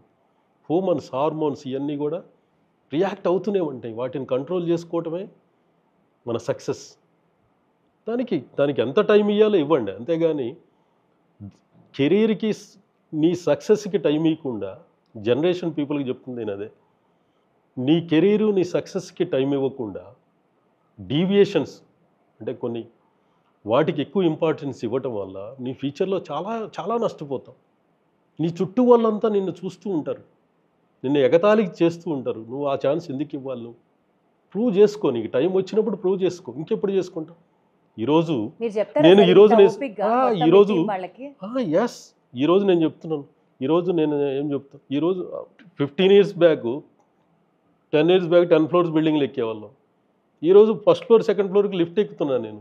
నువ్వు 15 floors ఎక్కే స్ట్రెంత్ ఉన్న రోజు నువ్వు ఎందుకు ఎక్కట్లేదు? ఆ రోజు హార్డ్ వర్క్ చెయ్యి, నీకాడ ఉంది కదా, ఆ టైం ఇచ్చాడు కదా, ఆ టైం ఉంది కదా నీకాడ, ఆ టైంని నువ్వు కరెక్ట్గా యూటిలైజ్ చేసుకోమని చెప్తాను. పీపుల్స్ ఇప్పుడు వచ్చే జనరేషన్ పీపుల్కి నేను అబ్జర్వ్ చేసింది, ఇమ్మీడియట్గా ఫాస్ట్గా సక్సెస్ కావాలి. నేను క్లియర్గా చెప్తాను, ఫస్ట్ ఆఫ్ ఆల్ పేషెన్సీ ఉండాలి. మనకి చాలా పేషెన్సీ ఉండాలి. ఒక సక్సెస్ రావడానికి, సక్సెస్ అంత ఈజీగా వస్తే సక్సెస్ అనే వర్డ్ ఎందుకంటారు దాన్ని? అది మీనింగ్ఫుల్ వర్డ్ అవుతుంది కదా. సక్సెస్ అనే దానికి అవ్వాలంటే చాలా పేషెన్సీ ఉండాలి. సార్ నెక్స్ట్ జనరేషన్కి అడ్వైజెస్ అన్నీ లాస్ట్లో స్టోర్ చేసుకున్నాను సార్. బట్ ఇప్పుడు మీరు ఇచ్చిన లీడ్స్లోంచి నాకు 2 questions వస్తున్నాయి. I have to ask. సరే, ఫస్ట్ సార్, మీరింత ఎదగడానికి కారణం డెఫినెట్లీ మీ వెనకాల ఉన్నటువంటి team support. Daily wage worker దగ్గర నుంచి, మీ కంపెనీలో పనిచేస్తున్నటువంటి వర్కర్ దగ్గర నుంచి, ఒక హై అండ్ మేనేజ్మెంట్ వరకు it is a team support. ఎంపాథటిక్గా ఉంటారా టీంతో? ఎక్స్పెక్టెడ్గా ఉంటారా? ఆర్ ఎప్పుడు బాస్ అనేవాడు రిలాక్స్డ్గా కనిపిస్తే ఎంప్లాయీ కాస్త చులకనగా తీసుకోవడానికి ఆస్కారం ఉంటుంది అన్నది నమ్ముతారా? లేదా ఎవ్రీ మినిట్ ఫోకస్డ్గా, మోటివేటెడ్గా వర్క్ అని మీరే ఒక ఓపెన్ ఎన్సైక్లోపీడియా, మీ లైఫే ఒక ఓపెన్ మోటివేషన్ బుక్, ఏ రకమైన బాస్ చూస్తారు సార్ మీలో మీ ఎంప్లాయీస్ అందరూ? మీకు బిఫోర్ ఒక ఎగ్జాంపుల్ చెప్పాను. 25 years నుంచి నేను మ్యూజిక్ ఆన్ చేయలేదని చెప్పాను. ఒక్కసారి ఆఫీస్ అట్మాస్ఫియర్లోకి వెళ్ళినప్పుడు నేను ఎలా ఉంటాను అంటే ఉగ్ర నరసింహుడు లాగా ఉంటారా? ఎలా ఉంటాను మీరు ఆలోచించండి. 100% ఫోకస్డ్గా, ఎటువంటి డీవియేషన్ లేకుండా సీరియస్గానే ఉంటాను. సీరియస్గానే ఉంటాను. మళ్ళీ ఆ ఫ్రెండ్లీ ఆ అట్మాస్ఫియర్ వచ్చినప్పుడు దాంట్లో వాళ్ళతో నేను మింగిల్ అవుతాను. దానికి ఏం ప్రాబ్లం ఉండదు. లంచ్ టైంలో కానీ లేకపోతే బయటికి వెళ్ళినప్పుడు కానీ వాళ్ళతో మింగిల్ అవుతాను. అది కూడా క్యాలిక్యులేటెడ్గా. క్యాలిక్యులేటెడ్, దానికి కూడా టైం చూసుకొని అవుతాను. బాబోయ్, రైట్. ఇందాక మీరు అన్నారు చూసారా, పిడికిలు బిగించి గోడని పగలు కొడితే మొత్తం పగలాల్సిందే. నాకు ఒక్క క్షణం అతడు సినిమాలో మహేష్ బాబు కనపడ్డాడు సార్. నో దాన్ని యాక్చువల్గా నేను సినిమా డైలాగ్ లాగా అయితే చెప్పలేదు. దాన్ని నేను ఇప్పుడు వచ్చే జనరేషన్స్కి అది ఒక అంత కాన్ఫిడెన్స్ ఉండాలి. చాలా టాలెంటెడ్ ఇప్పుడున్న జనరేషన్స్. వాళ్ళకి ఇప్పుడు నేర్చుకోవడానికి చాలా ఛాన్స్ ఉంది. ఇప్పుడు మార్కెటింగ్ టూల్స్ కావాలన్నా, లేకపోతే పర్సనాలిటీ డెవలప్మెంట్ కావాలన్నా, సక్సెస్ కావాలన్నా, లేకపోతే మోటివేషన్ కావాలన్నా, ఏది కావాలంటే అది దొరుకుతుంది. నేను హైదరాబాద్ వచ్చిన కొత్తలో మాకు ఏమీ దొరికేది కాదు కదా. విజయానికి 5 మెట్లు ఎండమూరి వీరేంద్రనాథ్ బుక్ ప్రతి పాటు తీసుకెళ్ళి సంవత్సరం పాటు 2 ఇయర్స్ పాటు చదువుతూ ఉండేవాడిని. పేజీ మడిచిపెట్టి మళ్ళీ ఎవ్రీ పేజీ మళ్ళీ మిస్ అవుతామని. ఈరోజు అట్లా లేదు కదా. ఈరోజు ఇప్పుడు వచ్చిన జనరేషన్స్కి వాళ్ళు సక్సెస్ అవ్వాలంటే వాళ్ళకంతా దొరుకుతుంది ఇప్పుడు. వాళ్ళ జర్నీని ఎక్కడ స్టార్ట్ చేయాలి అనేది కూడా వాళ్ళకి తెలుస్తుంది. మాకు జర్నీ కూడా నా జర్నీ కావాలని పెయింట్ సూపర్వైజర్గా అయితే జాయిన్ అవ్వలేదు కదా. ఇప్పుడు వచ్చే జనరేషన్కి ఏం చేయాలనుకుంటే వాళ్ళకి క్లియర్గా దొరుకుతుంది వాళ్ళకి. అంటే అలాంటి టెక్నాలజీ ఇప్పుడు వచ్చింది కదా మన దగ్గర. Totally agreed sir. బట్ నేను అడగబోయే క్వశ్చన్ ఏంటంటే, టెక్నో పెయింట్స్కి star ambassador, star campaigner Mahesh Babu గారు. సో మహేష్ బాబు గారిని మీరు పెట్టడం అనేది అప్పట్లో కొంతమంది అన్నారట కదా, అంత రిస్క్ తీసుకోవడం అవసరమా అని. విన్నాను, ఇది కరెక్టో కాదో మీరే చెప్పాలి. క్యాలిక్యులేటెడ్ రిస్కా లేకపోతే మీ పర్సనల్ చాయిసా? మీరు అభిమానా మహేష్ బాబు గారికి? చెప్తా నేను. ఇప్పుడు నన్ను ఇంత ఇంటర్వ్యూ చేశాక మీకు తెలిసిందేంటి? మీకు మ్యూజిక్ అసలు వినరు, అసలు వేరే యావిగేషన్స్ ఏమి ఉండవు. మీకు మీరు అర్థం చేసుకుని మీకు ఆల్రెడీ అర్థం చేసుకుని ఉంటారు. నేను ఏ పని చేసినా నెంబర్ 1గా ఉండాలి. టెక్నో పెయింట్స్కి రైట్ చాయిస్. ఆయనకున్న గ్లామర్ కావచ్చు, ఆయనకున్న ఫ్యామిలీ, దానివల్ల ఆయన్ని సెలెక్ట్ చేసుకున్నాం మేము. ఆయన్ని చేసుకున్నప్పుడు చాలా ఎందుకంటే సౌత్ ఇండియాలో కూడా మీకు ఆల్మోస్ట్ చూస్తే ఇండస్ట్రియల్ ప్రొడక్ట్ సైడ్ ఆయన చాలా తక్కువే చేశారు ఆయన. దాంట్లో మహా అయితే 4-5 బ్రాండ్స్లో మేము ఒకరు. మేము దానికి చాలా గ్రేట్గా ఫీల్ అవుతున్నాం మేము దానికి కూడా. సార్, ఇప్పటి వరకు పెయింటింగ్ ఇండస్ట్రీ అంటే దానికి సంబంధించినటువంటి గ్లామర్ గురించే మాట్లాడుకున్నాం. సీన్ కట్ చేస్తే డార్క్ రియాలిటీస్ కూడా ఉంటాయి sir. For example, world wide మాట్లాడుతున్నాను సార్, నేను గ్లోబలీ మాట్లాడుతున్నాను. పెయింటింగ్ ఇండస్ట్రీలో కొన్ని హిడెన్ ఛాలెంజెస్ ఉండొచ్చు, లేకపోతే సెక్టర్స్ కొన్ని ఆథరైజ్డ్గా, రెగ్యులేటెడ్గా లేని సెక్టర్స్ ఉండొచ్చు. ఎస్పెషల్లీ మార్జిన్స్ విషయంలో కూడా చాలా తక్కువ మార్జిన్స్ ఉండడం, అది కొంచెం కష్టంగా ఉండుండొచ్చు. ఇలాంటి డార్క్ రియాలిటీస్ గురించి మీరు ఎలా రియాక్ట్ అవుతారు సార్? అంటే దీన్ని రెగ్యులేట్ చేయాలి అని మీకు ఎప్పుడన్నా అనిపిస్తుందా? యాక్చువల్గా నాకు అంటే నేను పెయింట్ ఇండస్ట్రీ అనేది ఆర్గనైజ్డ్గా ఉంది. పెయింట్ ఇండస్ట్రీ అనేది ఆర్గనైజ్డ్ ఇండస్ట్రీ. కానీ పెయింట్ సర్వీసెస్ అంటే పెయింట్ అప్లికేషన్ ఇండస్ట్రీ అనేది అన్ఆర్గనైజ్డ్ సెక్టార్గా ఉంది. ఆ విషయంలో నేను చాలాసార్లు బాధపడ్డాను ఆ విషయంలో. ఎందుకో తెలియదు కానీ పెయింట్ ఇండస్ట్రీస్ బ్రహ్మాండంగా చాలా బాగా సక్సెస్ అవుతున్నాయి. వాళ్ళ గ్రోత్ చాలా బాగుంటుంది. చాలా బాగా గ్రోత్ అవుతున్నాయి కంపెనీస్. ఎందుకంటే ఇండస్ట్రీ కూడా ఇప్పుడు ఇండియాలో కూడా అర్బనైజేషన్ జరుగుతుంది మొత్తం కూడా. ఇప్పుడు అర్బనైజేషన్ అంటే చిన్న చిన్న విలేజెస్ కూడా అర్బనైజేషన్ షిఫ్ట్ అవుతున్నాయి. అంటే మంచి మంచి హౌసెస్ కట్టుకోవడం, మంచి పెయింట్ సప్లై చేసుకోవటం, వాళ్ళ లైఫ్ స్టైల్ మారుతూ వస్తుంది. కంట్రీలో చాలా పెద్ద చేంజ్ జరుగుతుంది. దాంతోపాటు ఇండస్ట్రీ కూడా బాగా పెరుగుతూ వస్తుంది. ఎందుకంటే మేజర్ ప్లేయర్స్ కూడా వస్తున్నారు కంట్రీలోకి. నెక్స్ట్ నేను బాగా బాధపడుతున్నది ఒకటే.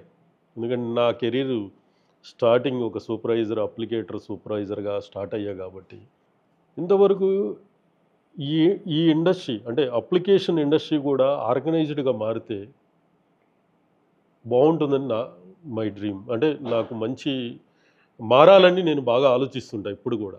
చాలా కరెక్ట్ సార్. ఎస్పెషల్లీ మీరు అన్నట్లు ఆ అప్లికేటర్స్ అన్న పదం మీరు ఏదైతే వాడారో, ఈ పెయింటింగ్ ఇండస్ట్రీలో వాళ్ళని లాస్ట్ మైల్ వారియర్స్ అని అంటారు.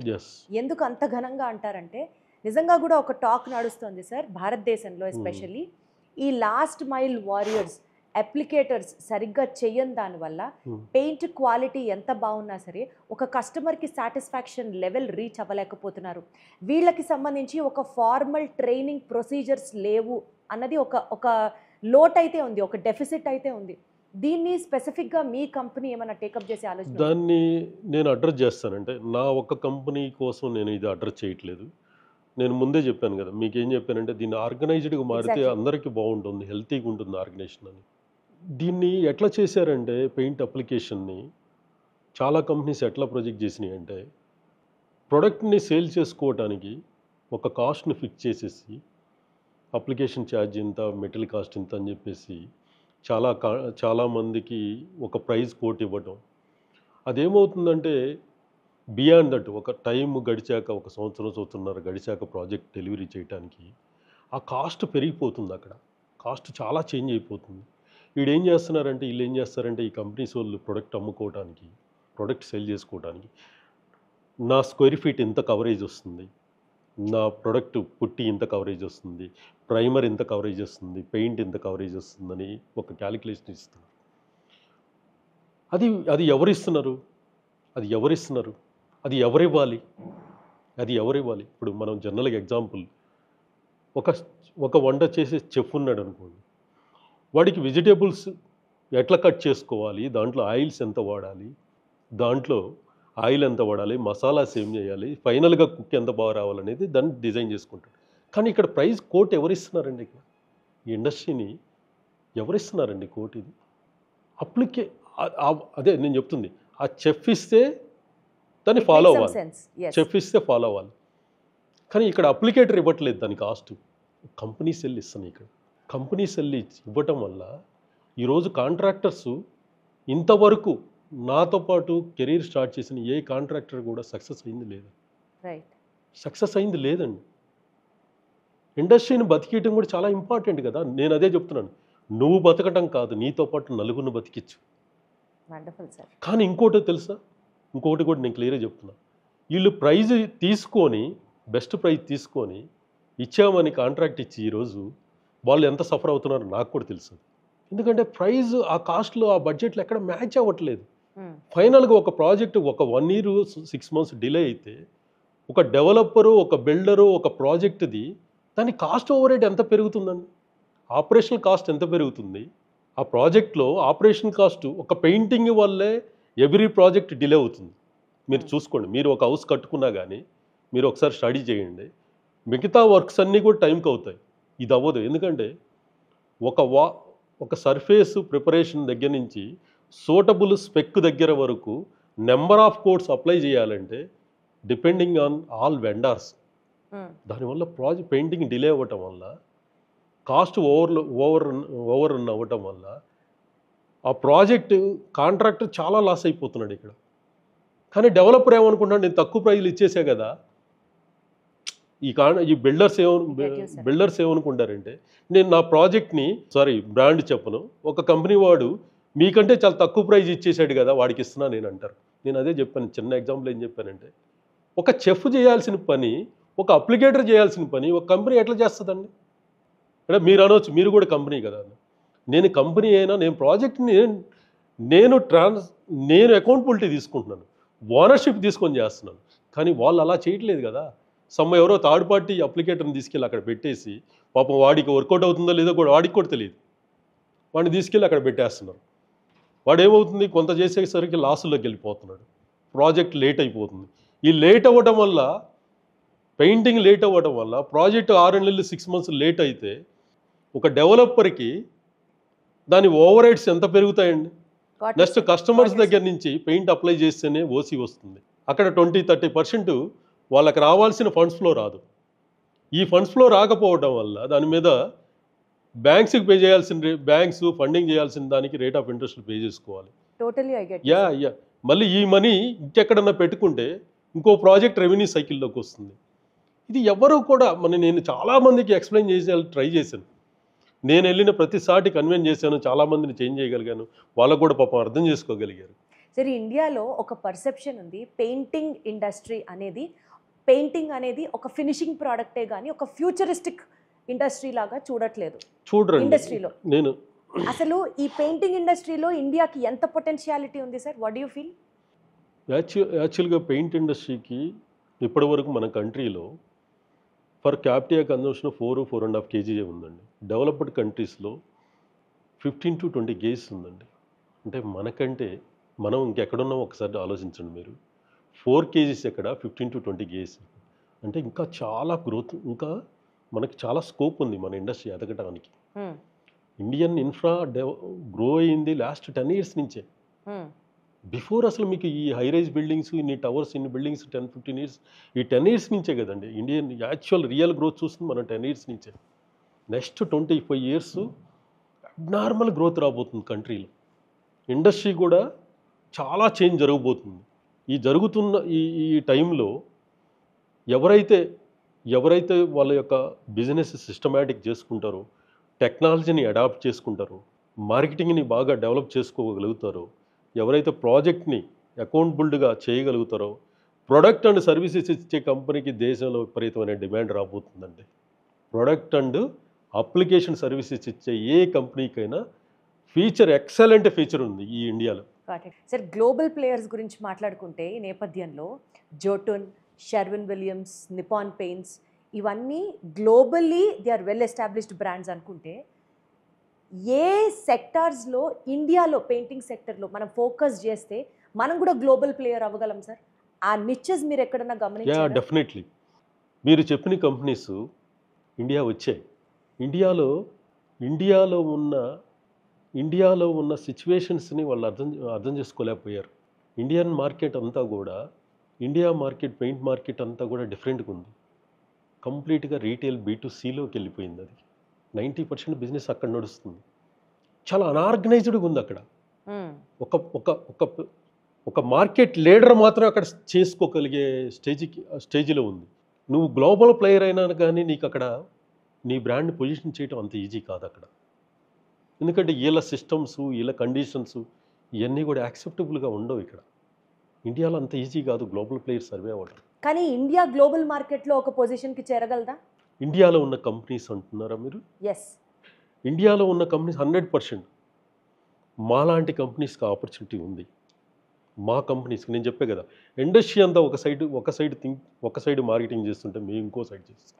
మ్యానుఫ్యాక్చరింగ్ అండ్ అప్లికేషన్ సర్వీస్ చేసే కంపెనీకి ఇండియా కాదు గ్లోబల్గా ఎక్కడికి వెళ్ళినా దాన్ని ఏమంటారు, ఒక మంచి రెడ్ కార్పెట్ వేసి పిలుస్తారు. డెఫినెట్గా అలాంటి ఆర్గనైజేషన్ మేము తయారు చేస్తాం. అలాంటి ఎంటర్ప్రెన్యూర్స్ని తీసుకొచ్చి ఈ ఆర్గనైజేషన్లోకి అలాంటి కంపెనీని తయారు చేస్తాం. నా చివరి శ్వాస ఉన్నంత వరకు దాని మీద నా ఫైట్ చేస్తాను, డెఫినెట్గా చేస్తాను నేను. సార్ పొటెన్షియాలిటీ ఉంది, ఎక్కడైతే ఫోకస్ చేయాల్సిన ఏరియాస్ ఉన్నాయో అవి మీకు క్లియర్గా విజన్ ఉంది, so you can work on that. కానీ మోస్ట్ ఇంపార్టెంట్లీ సార్, ఏదైనా సరే ఈ స్ట్రాటజిక్ ప్లాన్స్ అన్ని క్వాలిటీ ఆఫ్ ది ప్రోడక్ట్ తర్వాతే వస్తాయి. ఎవరైనా సరే మా ప్రోడక్ట్ తోపు అనే మాట్లాడతారు. బట్ అపార్ట్ ఫ్రమ్ దట్ ఆనెస్ట్గా నిజంగా టెక్నో పెయింట్స్కి సంబంధించి ప్రోడక్ట్ మిగిలిన మార్కెట్లో అవైలబుల్గా ఉండే ప్రోడక్ట్స్ కంటే ఏ రకంగా అది యూనిక్ సార్? ఏ రకంగా అది డిస్టింగ్విష్డ్? మీరు ఎందుకంత కాన్ఫిడెంట్గా చెప్పగలుగుతున్నారు మీ ప్రోడక్ట్ గురించి? ఎందుకంటే అదర్ కంపెనీస్ వెళ్ళిన సెక్టార్స్ వేరు, నేను వెళ్ళిన సెక్టార్ వేరు. నేను డైరెక్ట్ ఎండ్ కస్టమర్ దగ్గరికి వెళ్తున్నా. ఈరోజు ఎండ్ కస్టమర్ దగ్గరికి వెళ్ళినప్పుడు నేను ఒక ఇన్ని గ్రేడ్స్, ఇన్ని క్వాలిటీస్ నేను తీసుకొని వెళ్ళట్లేదు.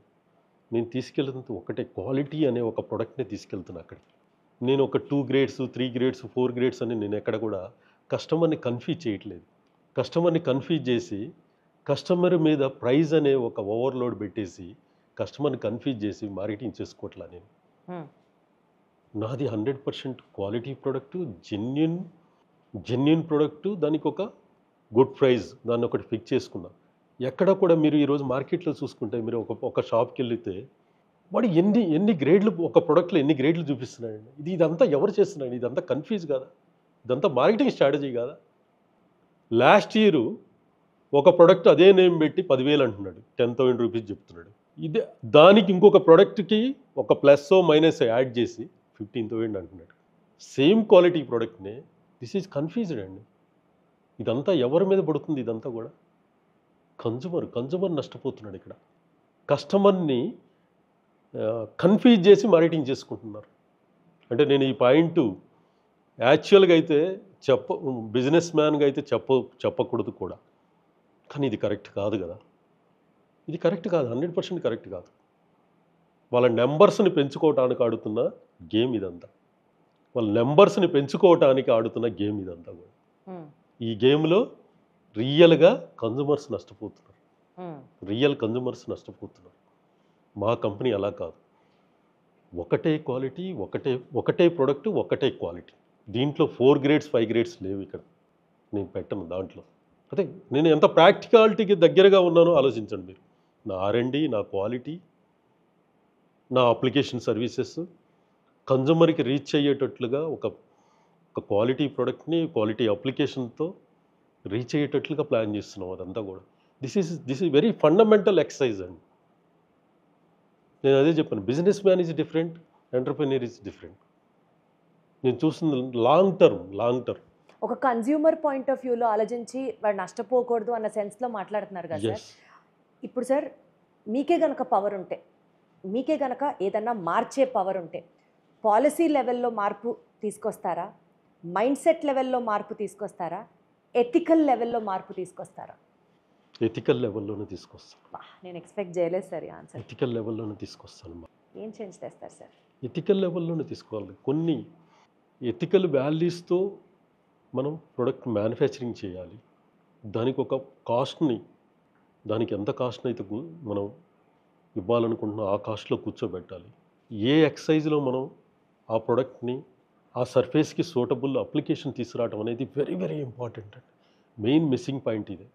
ప్రతి ఒక్కరు ఒక బీఓకి తయారు చేసేసి 2 కోట్స్ ఇది 1 కోట్ ఇది అంటారు. వాట్ ఈజ్ దిస్ అండి? ఈరోజు మనం వేసుకునే ఒక డ్రెస్సు మనకు మ్యాచింగ్ చూసుకుంటున్నాం.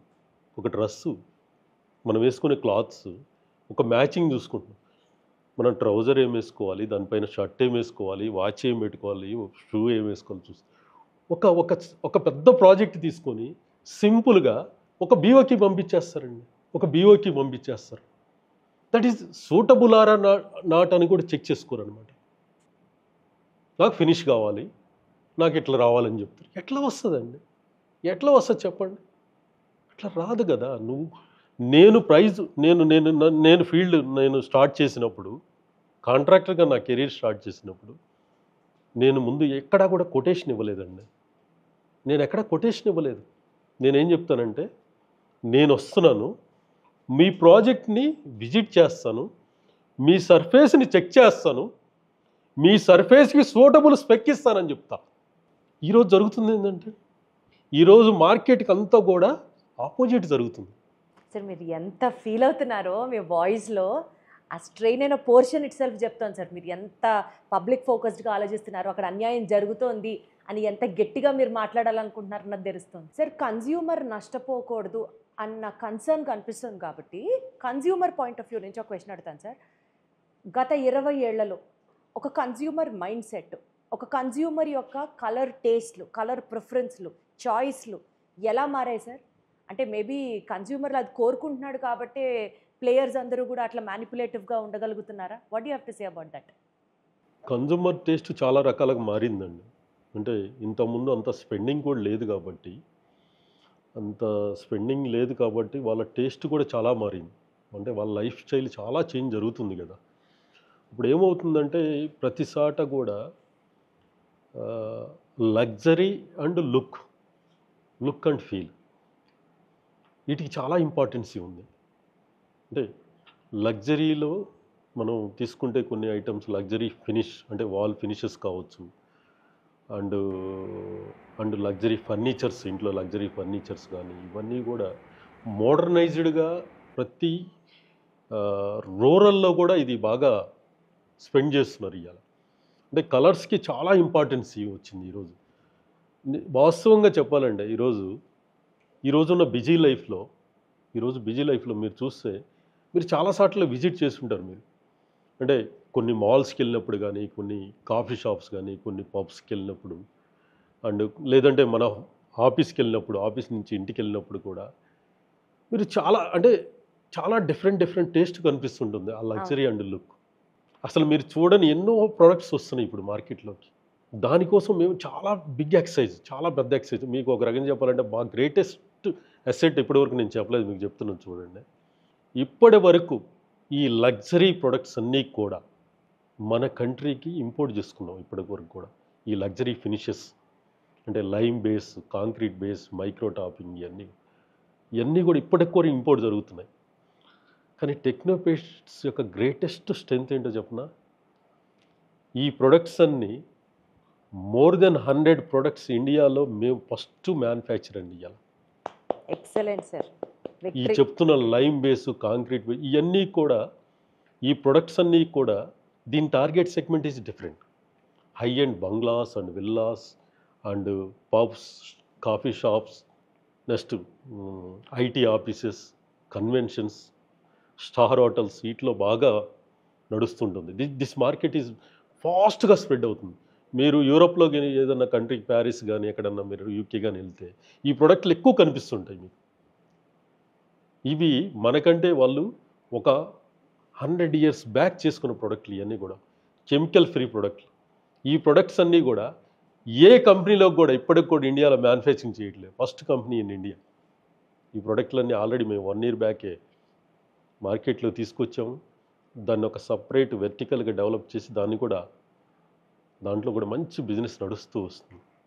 సార్ అసలు ఎన్ని ప్రోడక్ట్స్ ఉంటాయి సార్, ఎన్ని షేడ్స్ ఉంటాయి సార్? ఎమల్షన్స్ అంటారు, పెయింట్స్ అంటారు, సిరప్స్ అంటారు, ఇప్పుడు మీరు ఏవేవో కొన్ని టెక్నాలజికల్ నేను పదాలు అందుకనే వాడారు. మీకు ఇందాక ఒకటి క్లియర్గా చెప్తాను మీకు. దిస్ ఈజ్ అందుకని కన్జ్యూమర్ని కన్ఫ్యూజ్ చేసి మార్కెటింగ్ చేస్తున్నాయి కంపెనీస్. లైమ్ నుంచి ఫస్ట్ మన విలేజెస్లో మనం చూస్తే మన ఫోర్ ఫాదర్స్ అంతా కూడా ఫస్ట్ లైమ్కి బిఫోరు కౌ డంగ్ ఎక్కువ యూజ్ చేసేవారు. దాని నుంచి మళ్ళీ ఇండస్ట్రీ ఏం చేంజ్ అయింది, లైమ్ అంటే సున్నంకి షిఫ్ట్ అయిపోయింది. ఓకే. తర్వాత దాని నుంచి ఓబిడి ఆయిల్ బాండ్ డిస్టెంపర్ అని దానికి షిఫ్ట్ అయింది. దాని తర్వాత ఇప్పుడు ఎమల్షన్స్ షిఫ్ట్ అయింది. ఇప్పుడు ఎమల్షన్స్లో ఒక 100 క్వాలిటీస్ డెవలప్ చేశారు కన్జ్యూమర్ని కన్ఫ్యూజ్ చేయడానికి. దీంట్లో ఈ ఎమల్షన్ అని కన్ఫ్యూజ్ చేసి మార్కెటింగ్ చేసుకుంటున్నాయి. దీనివల్ల ఫైనల్గా కన్జ్యూమర్ కన్ఫ్యూజ్ అయిపోతున్నాడు. షేడ్స్ ఈజ్ డిఫరెంట్, మీరు చెప్తున్న కలర్స్ ఈజ్ డిఫరెంట్. కలర్స్ ఎన్నైనా తీసుకోవచ్చు, దానికి బేసులు ఉండేది, దానికి ఉండే బేసులు ఒక 15 బేసెస్ ఉంటాయి, పిగ్మెంట్స్ దానికి ఒక 15 పిగ్మెంట్స్ ఉంటాయి. అసలు రియల్గా మనకి మీకు ఇవన్నీ కూడా ఒక 15 to 18 పిగ్మెంట్స్ నుంచి వచ్చిన కలర్సే కొన్ని వందల వేల కలర్స్ అండి. దాని నుంచి పుట్టినవి ఒక 3000, 4000, 5000 షేడ్స్. ఇవన్నీ కూడా మెయిన్ బేసు దానికి ఉండేది ఒక 15 పిగ్మెంట్స్ ఉంటాయి. దాని నుంచి ఒక 3000 షేడ్స్ ఉంటాయి. దాని చుట్టూ పెయింట్స్లో ఒక 3000, 3500 షేడ్స్ తిరుగుతూ వస్తూ ఉంటాయి. Shades is different, look is different. Shade అనేది మనకున్న, నేను ఎప్పుడు కూడా కస్టమర్కి ఒకటే క్లియర్గా చెప్తా, షేడ్ అనేది హాల్కి ఏ కలర్ వేసుకోవాలి, బెడ్రూమ్స్కి ఏ కలర్ వేసుకోవాలి, కిచెన్కి ఏ కలర్ వేసుకోవాలి, 100% నాకు తెలిసినంతగా 100% నాకు తెలిసినంతగా నేను గర్వంగా చెప్తాను, ఎవరికి తెలియదని చెప్తాను. ఏం సజెస్ట్ చేస్తారు సార్? హాల్కి ఏం కలర్ అంటారు, బెడ్రూమ్స్కి ఏం కలర్ అంటారు? హాల్ మనకున్న వెంటిలేషను, మనకున్న ఇంటీరియర్స్, మనం తీసుకున్న ఫ్లోరింగ్ని బట్టి ఫస్ట్ ఇంటీరియర్స్ అండ్ ఫ్లోరింగ్స్ ఈ 2 కాకుండా వెంటిలేషన్ ఇంపార్టెంట్. వెంటిలేషన్ ఈ 3 తీసుకున్నాకే దానికి రైట్ కలర్ని చూజ్ చేయాల్సి ఉంటుంది. బెడ్రూమ్స్ ఆల్సో సేమ్ అండి. బెడ్రూమ్స్కి మీకు కలర్స్కి మన మైండ్కి చాలా కనెక్షన్ ఉందండి, చాలా బ్యూటిఫుల్ కనెక్షన్. మీరు చూడండి, చాలాసార్లు మీరు చాలా అలసిపోయి మీరు షూటింగ్స్ నుంచి ఇంటికి వచ్చినప్పుడు మీకు హోమ్ నెక్స్ట్ అంతే కదా, ఇంటికి వచ్చినప్పుడు ఒక మంచి ఫీల్ వస్తుంది. కలర్స్, ఆ వాల్స్, ఆ కలర్స్, ఆ ఇంట్లోకి రాగానే కూడా మన మూడ్ మొత్తం చేంజ్ చేస్తుంది అన్నమాట. మన మూడ్ అంతా చేంజ్ చేసేది కలర్సే. కలర్స్కి చాలా ఇంపార్టెన్స్ ఉంది మన లైఫ్లో. సార్ కలర్స్కి చాలా ఇంపార్టెన్స్ ఉంది అంటున్నారు కాబట్టి ఇదే క్వశ్చన్తో స్టార్ట్ చేసి ఇప్పటి వరకు చాలా సబ్జెక్ట్ మాట్లాడుకున్నాం సార్. ఇన్ఫ్యాక్ట్ లైఫ్ లెసన్స్ దగ్గర నుంచి, బిజినెస్ స్ట్రాటజీస్ దగ్గర నుంచి, పెయింట్స్లో ఎన్ని రకాలు ఉంటాయి దగ్గర నుంచి చాలా విషయాలు మాట్లాడుకున్నారు కాబట్టి కలర్స్ దగ్గర ఆగాం కాబట్టి ఇక్కడ నుంచి ఒక చిన్న ర్యాపిడ్ ఫైర్ టేక్ ఆఫ్ చేద్దాం సార్. ర్యాపిడ్ ఫైర్లో యాజ్ మీకు తెలుసు ఇట్ ఈస్ ర్యాపిడ్, అంటే నేను క్వశ్చన్ అడిగిన వెంటనే మీరు ఆన్సర్ ఇవ్వాలి. సో చూద్దాం సార్ ఎంత ఫాస్ట్గా మీరు ర్యాపిడ్ ఫైర్ చేయగలరు అన్నది. ఫస్ట్ క్వశ్చన్, మీ పర్సనాలిటీకి దగ్గరగా ఉన్న కలర్ ఏదని మీరు అనుకుంటున్నారు? చెప్పారు కదా కలర్స్కి చాలా వాల్యూ ఉంటుందని లైఫ్లో. మీ పర్సనాలిటీకి దగ్గరగా ఉన్న కలర్ ఏదనుకుంటున్నారు? బ్లూ అండి. ఎందుకు sir? My favourite colour. So మీరు ఏ క్రియేటివ్ డెసిషన్ తీసుకున్నా బ్లూ కలర్లో వేసుకుంటారు అయితే? 100%. ఇప్పుడు కూడా light blue colour, mostly blue ఎక్కువ ప్రిఫర్ చేస్తాను. ఓకే. పెయింట్స్ కాకపోతే మీరు ఇవాళ ఏ బిజినెస్ చేసేవారు? నాట్ పెయింట్స్ అనుకుంటే వేరే ఏ బిజినెస్ సెలెక్ట్ చేసుకునేవారు? పర్టికులర్గా నేను బిజినెస్ అని చెప్పను, కానీ ఏ బిజినెస్లో అయినా కానీ దాని సక్సెస్ చూస్తాను 100%. ఏ బిజినెస్ అయినా కానీ నేను సక్సెస్ అవుతానన్న నమ్మకం నాకు అన్నిటికంటే ఎక్కువ. Perfect sir, very well said. రీసెంట్గా ఒక క్వశ్చన్ అడిగారు, మీ టార్గెట్ ఎంత, ఒక 10,000 కోట్లు ఉంటుందా? మీరు ఎన్ని సున్నాలు పెట్టుకోవాలంటే అన్ని సున్నాలు పెట్టుకోండి. నా సక్సెస్కి ఇంత టార్గెట్ అనేది లేదు. నా జర్నీ కంప్లీట్ అయిన దాకా నేను నా నా లైఫ్ ఎండ్ అయిన దాకా నా సక్సెస్ అనే జర్నీలోనే ఉంటాను. మీ రికార్డులు మీరే తిరిగి రాస్తూ అంతే ఉంటారు అంతే. అంతే నేనే తిరిగి రాసుకుంటాను. నేను ఒక ఇంత ఇంత ఇంత ఇంత టార్గెట్ అని అయితే నేను ఫిక్స్ చేసుకోలేదు. దాని గురించి కూడా ఆలోచించట్లేదు. నేను ఆలోచించేది ఒకటే, నెక్స్ట్ జనరేషన్స్కి ఒక ఒక పెద్ద ట్రీ, ఒక చిన్న చెట్టు నాటే దాని నుంచి, మన పూర్వీకులు ఒక చిన్న చెట్టు నాటే దాని నుంచి చాలా మనకు నేర్పారు. ఒక చిన్న చెట్టు, ఒక చెట్టుని ఒక ఇత్తనం వేసి దాని నుంచి చాలా నేర్పారు మనకి.